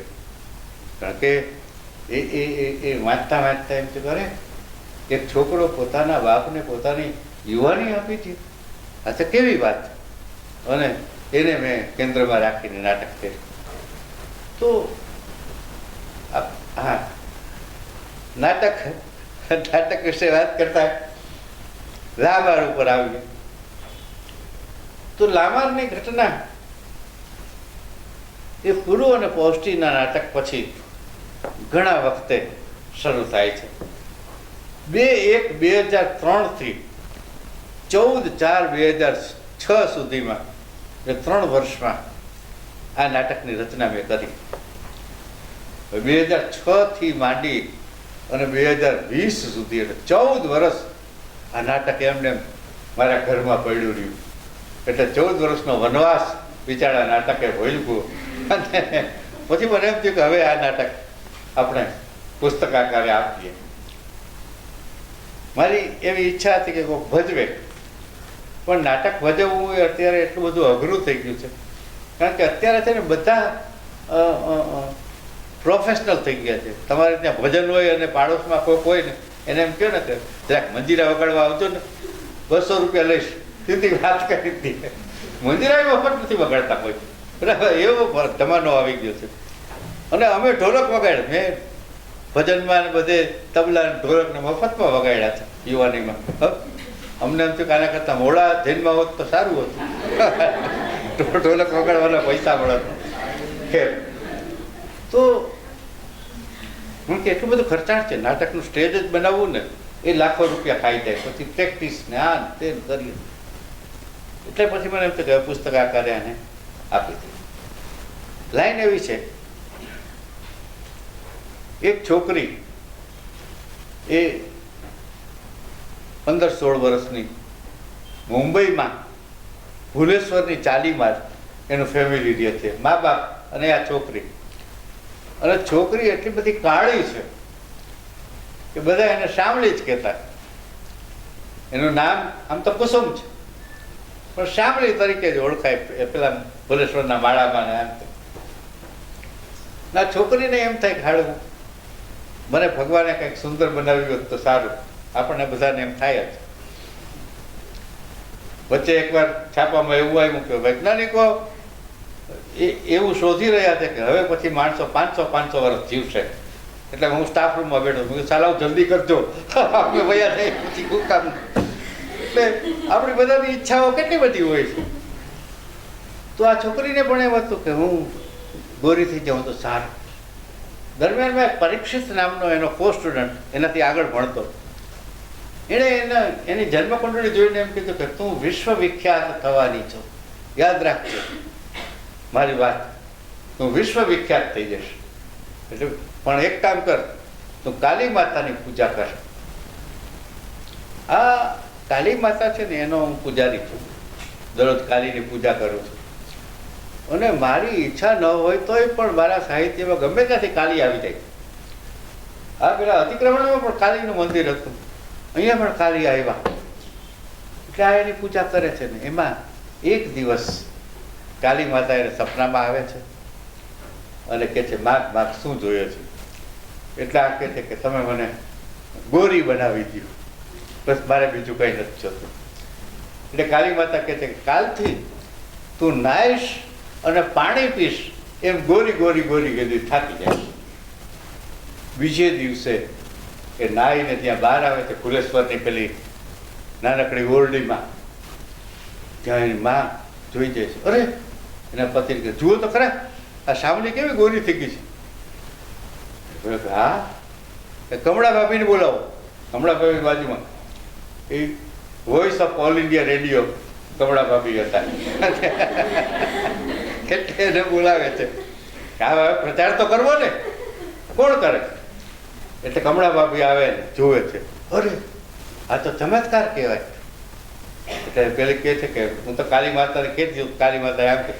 અને ભાઈ ચારે બાજુ પ્રચાર થઈ જાય છે, બધા આવીને અને પગે લાગવા માંડે છે, હે માતાજી મારા દીકરાને નોકરી મળી જાય એવું કરો. હા જોયેલું. અને ઓલી જેમ પાણી પીએ એમ ગોરી ગોરી ગોરી ગોરી થવા પડે. એમ કરતા કરતા એક તબક્કો એવો આવ્યો કે એટલી બધી ગોરી થઈ ગઈ કે કાંઈ પણ પાનવાળું થૂક કે સંતરાનો રસ કે હળદરવાળું દૂધ કે પીએ તો અહીંથી બધું ઉતરતું હોય દેખાય. અને એની માને એમ થયું કે આ તો બહુ મોટી વાત છે. એમાં વાત ફેલાતા ફેલાતા દૂરદર્શનના પ્રતિનિધિને ખબર પડી. એ આવ્યો ઇન્ટરવ્યુ લેવા. એણે કીધું હું ખોટા નહીં લેવા દઉં, ખાલી વાત જ આપણે કરશું. તો કે હા, એની માં એટલી બધી પ્રોફેશનલ છે, સૃઢ છે, ક્રૂર છે, એના માટે બીજા વિશેષણો ટૂંકા પડે એવી. એ બધું હેન્ડલ કરે છે આખું. અને કહે છે કે દૂરદર્શન ઉપર આખું આવ્યું. એક છોકરી ભુલેશ્વરની ચાલમાં આવી છે, ગોરી થઈ ગઈ છે, અચાનક ચમત્કાર થયો છે અને એના ગળામાં ઉતરતું દેખાય છે. અને ભાઈ પછી તો બધું ચાલે છે અને ઘણા બધા લોકો ત્યાં મળવા આવે છે. મહારાષ્ટ્રના ચીફ મિનિસ્ટર આવે છે, બાબુ નાખે છે મારા દીકરા માટે આ છોકરી આપો. એની માં કહે છે કે આમાં ત્યાં હલ્દી કુમકુમ ચાલ્યા હે, એટલે એની સગાઈ થઈ ગઈ છે. પેલા કે ફોક કરી નાખો, પણ મારા દીકરાને માફી માગે કે અમે એવું નથી કરી શકીએ, માફ કરજો, અમને રાણીમાનો શાપ છે, અમે આવું ન કરી શકીએ એમ કરીને વિદાય કરે. અને આવી ચિત્ર વિચિત્ર ઘટનાઓ બને છે. આ ભાઈ એમાંથી પૈસા કમાવાનો એક આખો નવો પ્રોજેક્ટ ઊભો કરી દે છે. ત્યાંથી પહેલું દ્રશ્ય હું વાંચીશ થોડું, એટલે ખ્યાલ આવે કે શું ચાલે છે નાટકમાં. અને પછી છેલ્લું દ્રશ્ય જેમાં જે ઘટના બનવાની છે તે. અચ્છા, પણ અહીંયા બાપ દીકરીનો પ્રેમ વળી પાછું તમે જુઓ. એટલે આ ઘટના જ્યારે બની ને ત્યારે નિષ્ઠાબેન કરીને એક પ્રોફેસર અહીં ભાવનગરના જ છે મૂળ, ત્યાં જુનાગઢ કોલેજમાં છે નિષ્ઠાબેન દેસાઈ કરી.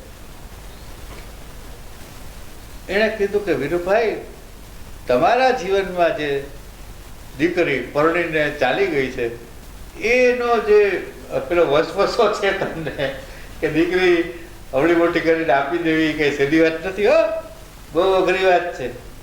એ તો બાપ જ સહન કરી શકે. જેની પાસે એને બધા લાડ કર્યા હોય. હા, અને અચાનક ઉમાશંકરનું તો એક કાવ્ય છે, અનુ દીકરી નભાઈ ક્યાં છો કરીને. તો એ આખી ઘટના એટલે કે એ તમારા સાહિત્ય સર્જનની અંદર પડઘાયા કરે છે. નાટકનું ઉદ્ઘાટન કેવી રીતે થાય છે. ધનાઢ્ય માણસના, અચ્છા વચ્ચે એક બીજી વાત કરતો, પછી તો આ બધું ચાલે છે, પૈસા કમાવાની આખી ટેકનિક્સ. એક તબક્કો એવો આવે છે કે પેલી છોકરી કંટાળી જાય છે. હા, શું એટલે કાળી માતાને પ્રાર્થના કરે છે, કાળી એને સપનામાં આવે છે અને કહે છે માં, એટલે કહે છે કે માં મને પાછી કાળી બનાવી દો, મારે થોડું નથી રહેવું. અચ્છા, સાઉન્ડ આ મારું વાક્ય તમે હંમેશા નોંધી રાખજો બહેનો, કે સ્ત્રીઓનો સૌથી મોટો દુશ્મન જો કોઈ હોય તો એનું સૌંદર્ય છે. કોઈ પણ ઘટના તમે જુઓ, સ્ત્રીનો દુશ્મન સૌથી મોટો એનું સૌંદર્ય છે. અમે જ્યારે એસએસસી ભણતા ત્યારે, અથવા કોલેજમાં, મને બહુ યાદ નથી, પણ એક અંગ્રેજી કવિતા આવતી ધી રાઇવલ. એમાં એક રાજા છે, દર વર્ષે સુંદરમાં સુંદર સ્ત્રીનું હરીફાઈ યોજે. અત્યારે જે વર્લ્ડ બ્યુટી, ફલાણી બ્યુટી ચાલે છે ને, અને એમાં દર વખતે પેલી રાણી છે એની પત્ની એ જ પ્રથમ આવે. હવે પેલી રાણીને એમ છે ખાડું કોક તમારું દુશ્મન હોવું જોઈએ, દર વખતે હું જ પેલો નંબર આવું. એમાં એ રોગ લાગુ પડ્યો, પીડી પડવા માંડી. વૈદોને બોલાવ્યા એઝ યુઝ્યુઅલ, જુદી જુદી દવાઓ કરે, પણ આને કોઈ દવા લાગુ પડે એની મનમાં એક જ વસ્તુ કે મારે કોઈક રાઇવલ જોઈએ છે. એમાં એક દિવસ એની 7-8 વર્ષની છોકરી, દીકરી, એ આમ ચોટલો વાળેલો છે અને પેલે રિબિન આમ લઈને આવે છે, હાથમાં અરીસો છે, અને માના ખોળામાં બેસીને કહે છે માં ફૂંકતું વાળી દે ને, આ બધું કરતા હોય. એટલે પેલી રાણી છે ફૂંકતું વાળે છે, એ દરમિયાનમાં પેલા મોટા અરીસામાં એની દીકરીને જુએ છે અને એને હાશ થાય છે. હાશ, મારી હરીફ નીકળી ગયા, હવે મને શાંતિ થશે, મારું કોઈક હરીફ છે. એટલે જીવનમાં હરીફ હોવો એ પણ એ બહુ જરૂરી છે. તો આ છોકરી કાળી માતા પ્રસન્ન થઈને પૂછે તો કે મને પાછી કાળી બનાવી દે. તો કે હવે તું પાણી પીશ કે નાઈશ ને એટલે કાળી થઈ જઈશ, જા. ભૂલથી આ વાત બીજે દિવસે એની માને કહેવાય ગઈ અને એની માએ એને કાચની કેબિનમાં આખો દિવસ ઉભા રહેવાનું, પાણી પીવાનું નહીં, નાહવાનું નહીં, આવી બધી ફરિયાદો, આવી બધી પ્રતિબંધો એને લાદી દીધા.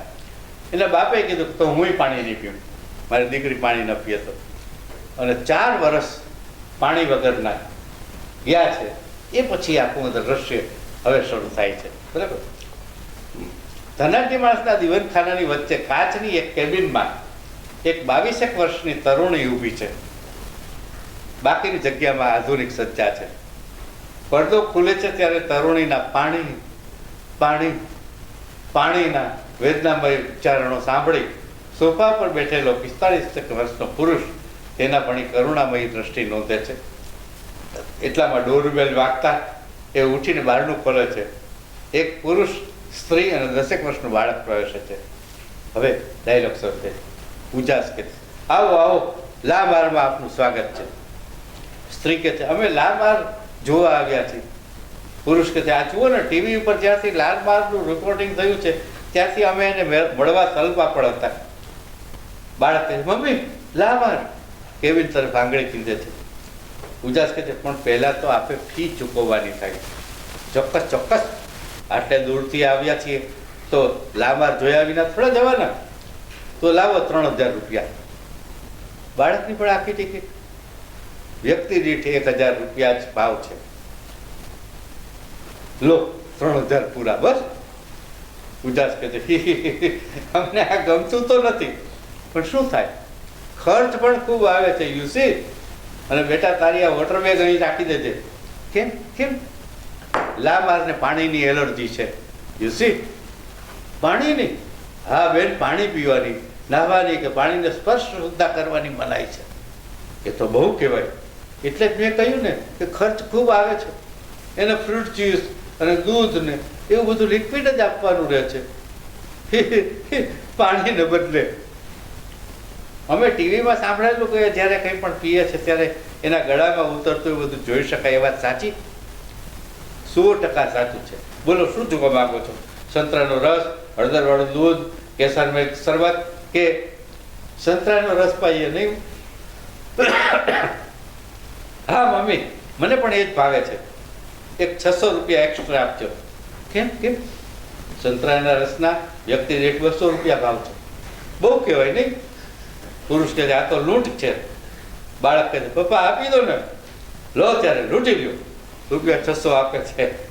હું તો ક્યારનો કહું છું, ખર્ચ બહુ આવે છે. ગઈકાલે જ એક ફેમિલી આવેલું ને એમણે અનાનસનું જ્યુસ પાવાની હઠ લીધી તે મેં 6500 રૂપિયા ચાર્જ કરેલો. એટલા બધા? અહીંથી 50 કિલોમીટર દૂર અનાનસની બાગમાંથી બગાવી જ્યુસ કાઢીને પીવડાવેલું. તે ચાર્જ એટલો તો થાય જ ને. આ તો તમે તૈયાર છે તો સંતરાનો રસ પાવાનું કહ્યું તે તમને સસ્તામાં પડ્યું. સારું, લાવો સંતરાનો જ્યુસ. ઉજાસ બોટલ ખોલી બોટલમાંથી સંતરાનો જ્યુસ કાઢી બાઉલમાં ચમચી મૂકી પુરુષને આપે છે. લો, પણ વ્યક્તિ દીઠ 2 ચમચી જ્યુસ જ પાવાનો છે અને એ દરમિયાન ગળામાં પસાર થતો રસ જોઈ લેવાનો. અમે કઈ વાત કરી શકીએ? પેલી સ્ત્રી જનરલ વાત કરી શકો. જનરલ એટલે કેમ છો, તમારો અભિનેતા કોણ, તમારો માનીતો અભિનેતા કોણ, ભીંડાના શાકમાં શેનો વઘાર થાય, એવું બધું. બાળક કહે છે મિકી માઉસની વાત કરાય? હા બેટા કરાય હો, પણ તમને માત્ર 5 જ મિનિટ મળશે અને તમારો સમય શરૂ થાય છે હવે. બેલ વાગે. ટીપોઈ પર પડેલું સ્ટોપ ક્લોક શરૂ થાય છે. ત્રણેય મુલાકાતીઓ બાઉલ સાથે કેબિન પાસે જાય છે.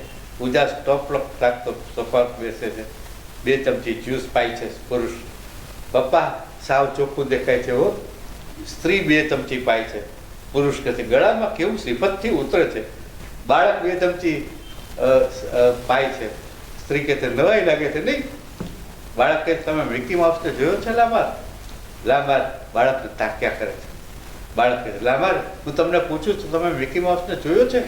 લામાર ડોકું મલાવી હા કહે છે. તમને બોલતા નથી આવડતું? લામાર ડોક હલાવી હા કહે છે. તો મારા પપ્પુ સાથે વાત કરો ને. લામાર કશું બોલવા પ્રયત્ન કરે છે, બોલતી નથી. ઓકે ઓકે સોરી, તમને તકલીફ થતી હશે નહીં? રહેવા દો લામાર, રહેવા દો. લામાર સ્મિત કરે છે. સ્ત્રી કહે છે અદ્ભુત અદ્ભુત, કેટલી સુંદર લાગે છે. ઉજાસ ઘંટડી વગાડે છે. ટાઈમ પૂરો. આગંતુકો આભારની લાગણી વ્યક્ત કરી જાય છે. ઉજાસ કહે બેટા આ ગમતું નથી છતાં ડેડી ખૂબ થાક લાગે છે, આરામ કરવો છે. 1 મિનિટ બેટા, સ્ટોપર મારી દઉં. બારણાને સ્ટોપર મારે છે.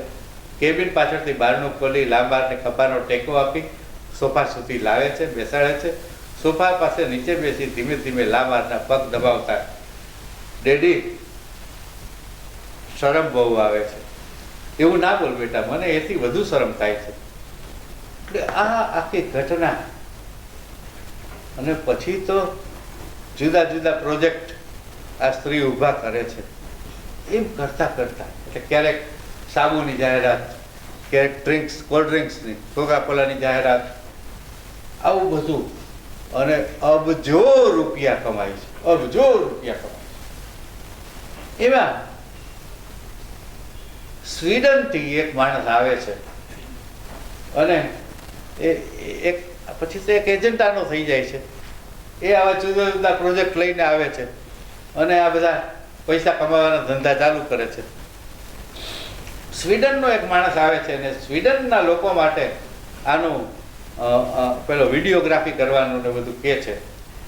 એટલે ભાવ નક્કી થાય છે. અને દરમિયાનમાં પેલી છોકરી અંદર રૂમમાં હતી, એને બોલાવે છે અને આ સ્વીડનનો માણસ એને જોઈને લામાર એ બોલી ઉઠે છે. એટલે પેલી એની માં છે એને પૂછે છે પેલા એજન્ટને કે આ શું બોલ્યો? એટલે પેલો એને પૂછે છે કે what is the meaning of લામાર? એટલે પેલો એને કહે છે કે સ્વીડિશ ભાષામાં લામાર એટલે પ્રિયતમા અથવા સૌથી સૌંદર્યવાન સ્ત્રી એવો એનો અર્થ થાય. એટલે પછી આ સ્ત્રી જ્યારે ભુલેશ્વરની નાનકડી ઓરડીમાંથી મોટા બધા મકાનમાં જાય છે ત્યારે મકાનનું નામ, બંગલાનું નામ લા માર રાખે છે. આ મેં 2006માં લખેલું નાટક છે, પૂર્ણ કર્યું નાટક. એક દિવસ અચાનક એક લેખ વાંચતા વાંચતા મને ખબર પડી કે અમિતાભની પુત્ર વધુ શું નામ, ઐશ્વર્યા રાયનો જે બંગલો છે મુંબઈમાં, એના ઉપર લા માર લખેલું છે. અને વિશ્વ સુંદરી હતી ને ઐશ્વર્યા રાય, તો એટલે મારા નાટકને અનુમોદન મળ્યું કે વિશ્વ સુંદરી જે હોય એને લા માર સ્વીડિશ ભાષામાં કહેવાય છે, યોગ્ય છે. હવે આવા જુદા જુદા પ્રોજેક્ટ કરતા કરતા છેલ્લે એક પ્રોજેક્ટ એવો આવે છે કે એનું ક્લોનિંગ કરવાનું છે. ક્લોનિંગ ખબર છે તમને? વૈજ્ઞાનિકોએ એક જ સરખી બીજી વ્યક્તિ અથવા તો બીજી ઘેટી ઉપર પ્રયોગ કરેલો, એના જેવી જ ઘેટી બીજી ઊભી કરી, પછી મનુષ્ય ઉપર પ્રયોગ કર્યો, એના જેવો જ મનુષ્ય ઊભો થાય. પછી તો વિશ્વભરના વૈજ્ઞાનિકો ચોંકી ગયા. આ હવે માનો કે એટલે પ્રતિબંધ લાગ્યો કે ક્લોનિંગ, હ્યુમન ક્લોનિંગ નહીં કરવાનું, હ્યુમન ક્લોનિંગ પ્રોહિબિટેડ. કારણ શું કે માનો કે હ્યુમન ક્લોનિંગ પ્રોહિબિટેડ ન હોય તો ભારતના તમામ લોકો જેની પાસે અઢળક રૂપિયા છે, મુકેશ અંબાણી એ બધા ઐશ્વર્યા રાયના ક્લોનિંગ જ કરાવ્યા રાખે. અને ઘરમાં એક ઐશ્વર્યા રાય છે ઝાડુ કાઢતી હોય, એક ઐશ્વર્યા રાય છે એ રસોઈ બનાવતી હોય, એવું થઈ જાય. હા, અને સાચી ઐશ્વર્યા કોણ છે ખબર જ ન પડે. અચાનક અમિતાભના બંગલે જઈને એમ કે હું સાચી ઐશ્વર્યા છું તો કરવું. Cloning is prohibited, human cloning is prohibited in the world. અને આ પ્રોજેક્ટ લઈને આવે છે કે દુબઈના એક શેખને દીકરી જોઈએ છીએ અને આ જોઈને એને આ તમારી દીકરીનું ક્લોનિંગ કરાવવું છે, બોલો. અને પેલી સ્ત્રી છે તૈયાર થઈ જાય. અબજો રૂપિયાનો પ્રોજેક્ટ હતો, પણ પછી થતું નથી. કારણ કે છેલ્લે જે ઘટના બને છે, એક સરસ મજાનો ડાયલોગ છે, એ મારે વાંચવો છે અને પછી આપણે નાટક વિશે વાત પૂરી કરશું. ઉજાસ કહે છે, બેટા આઈ એમ સોરી. શા માટે ડેડી? હું તને એક પિતા જે આપી શકે એ નથી આપી શકતો. ડેડી, તમે તો મને એ આપ્યું છે જે આ દુનિયાના કોઈ પણ પિતાએ પોતાની પુત્રીને નહીં આપ્યું હોય, એવું કશું જ નથી આપી શક્યો. ડેડી, તમે જે પ્રેમ મને આપ્યો છે, પણ સ્વાતંત્ર્ય, તારી સ્વાયત્તતા. લાંબા કહે છે, આવડા અગાધ પ્રેમની સામે સ્વતંત્રતા કે સ્વાયત્તાની શી કિંમત? અને વળી તમે ક્યાં મારા સ્વાતંત્ર્ય પર તરફ મારી છે? You should not feel guilty. તો પણ મને થાય છે કે મેં જો પ્રથમથી જ સુરુનો વિરોધ, એની પત્ની સુરુનો વિરોધ કર્યો હોત તો તારી આ સ્થિતિ ન હોત. લાંબા કહે છે, અશક્ય હતું. શક્ય જ હતું, પણ હું, તમે ડેડી જાણો જ છો કે મમ્મીનો વિરોધ કરવો એટલે કુટુંબમાંથી એકની બાદ બાકી. એ જ ભયે આ બધું ચાલવા દીધું. પણ તું શા માટે સાંભળી થઈ જતી નથી? હવે તો એમ કર, હું ડેડી તમારો વિચાર કરીને જેમ છે તેમ ચલાવું છું. લે, મારો વિચાર કરીને? હા ડેડી, તમારો વિચાર કરીને. મને ખબર છે કે મમ્મી ગુસ્સાવાળી તો છે જ, પણ સાથે ક્રૂર પણ છે. હું કંઈ પણ એવું કરું તો તમારી શી વલે થાય? બેટા, હું તો ખર્યું પાન કહેવાનું. મારું જે થવાનું હોય તે ભલે થાય. તારું ભવિષ્ય તો લાંબુ છે. લે આ પાણી પી લે, થઈ જા ફરીથી કે આમ સાંભળી. સુલભાત એટલે એની માં લાંબા ધસી આવે છે, પાણીનો ગ્લાસ ઝટકો મારી ફેંકી દે છે. શું કરે છે તું? લાંબા, તું જા કેબિનમાં ઊભી રહે. ઉદાસ કહે છે, મારાથી નથી સહન થતું. આ મારી દીકરીને પાણી માટે વલખા મારતી જોવાનું. સુલભા કહે છે એના કરતાં એમ કહે ને, તું મારી સાથે દુશ્મની વરવા માંગે છે. ઉજાસ કહે છે તું તે કઈ હિટલર છે કે મારે તારાથી દુશ્મની? મનમાં તો તું એમ જ સમજે છે અને એમ જ માને છે. ઉજાસ કહે છે એ તારો અહમ છે. હું હવે તારા અહમને પોષવાનો નથી, તારાથી થાય તે કરી લેજે. સુલભા કહે છે કેવી ભાષા વાપરે છે, ટપોરી જેવી ભાષા. છી છી. ઉજાસ કહે છે મારી ભાષા કરતા તારા વર્તન તરફ નજર કર. હવે જે ડાયલોગ મને ગમે છે એ મારે સંભળાવવો છે.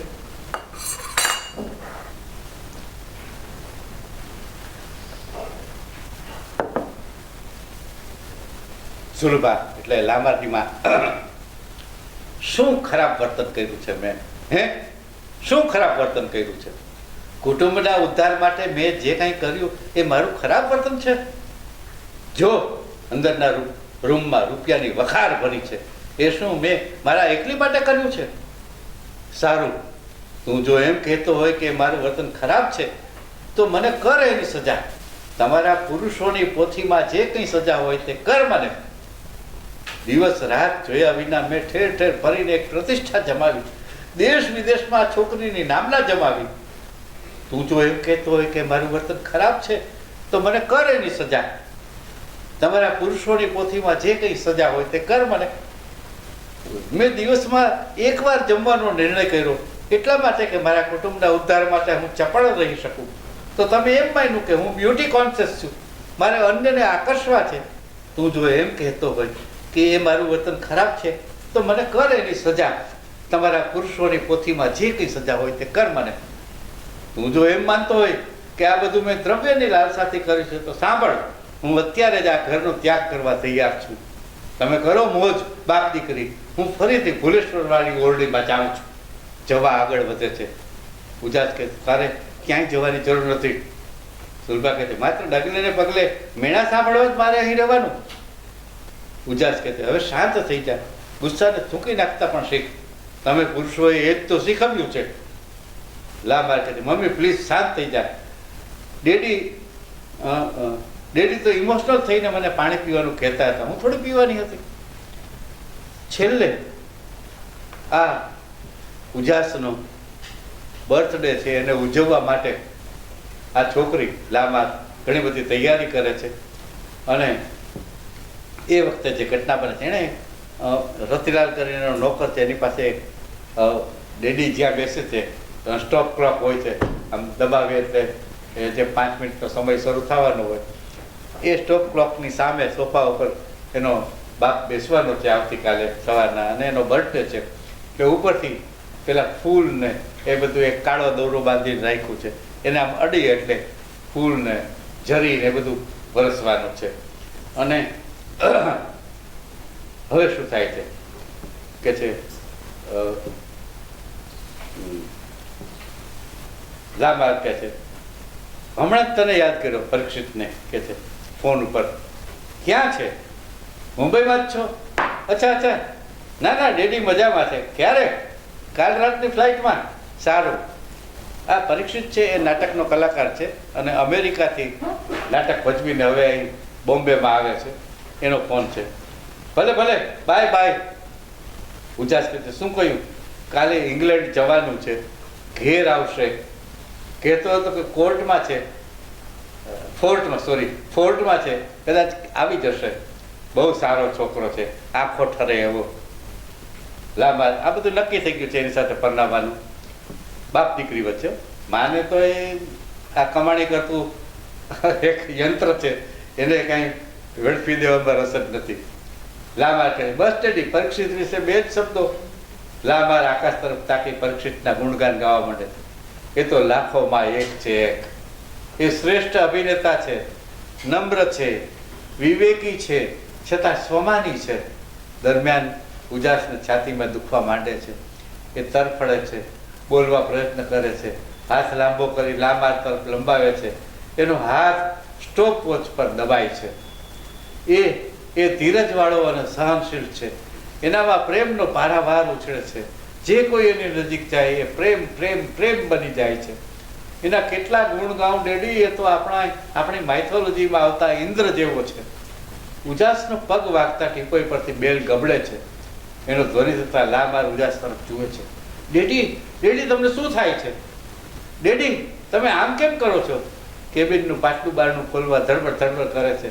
ડેડી, ડેડી બોલતા બોલતા ધડાકા સાથે આગળનો કાચ ફોડી લામાર ઉજાસ પાસે ધસી આવે છે. ડેડી તમને શું થાય છે? ડૉક્ટર બોલાવું છું. મોબાઈલ પર ટ્રાય કરે છે. ઓહ ગોડ, એંગેજ આવે છે. ડેડી, ઉજાસના મોઢેથી લાલ પ્રવાહી નીકળે છે. તે પોતાના પંજાથી સારું કરતા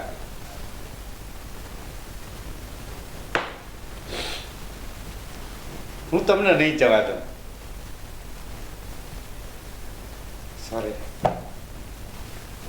ટૂંકમાં એ અંતિમ દ્રશ્ય છે અને પેલો ગુજરી જાય છે. છોકરી એને કે છે એક એનું પારંપરિક જે સેન્ટેન્સ છે, આઈ લવ યુ કરતે. પેલો એનો જવાબ આઈ લવ યુ ટુ એમ કરી 2 આંગળીથી દે છે અને જાય છે. દરમિયાનમાં પેલો પરીક્ષિત એનો પ્રેમી આવે છે. સુરભા પણ પ્રવેશ છે, એની મા પણ પ્રવેશ. પણ એ પહેલાં જેવો આ માણસ એનો બાપ છે અવસાન પામે છે એટલે પેલી છોકરી લામાર છે એ પાણીની બોટલ જેની આ ફ્રીજમાંથી કાઢી અને ગટગટાવે છે. એક મોટી બધી બાલદીમાં પાણી લઈ સ્ટેજ ઉપર તળર કરીને પોતાની માથે નાખે, પાછી સાંભળી થઈ જાય. અને એ વખતે પેલો પરીક્ષિત આવે અને પરીક્ષિત કહે છે હાલ સાંભળી કરીને એને લઈ જાય છે. એ જાય છે ત્યારે પેલા કાળા દોરાને અચાનક હાથ અડી જાય છે અને એના બાપ ઉપર પુષ્પવૃષ્ટિ થાય છે. બસ ત્યાં નાટક પૂરું થાય છે. તો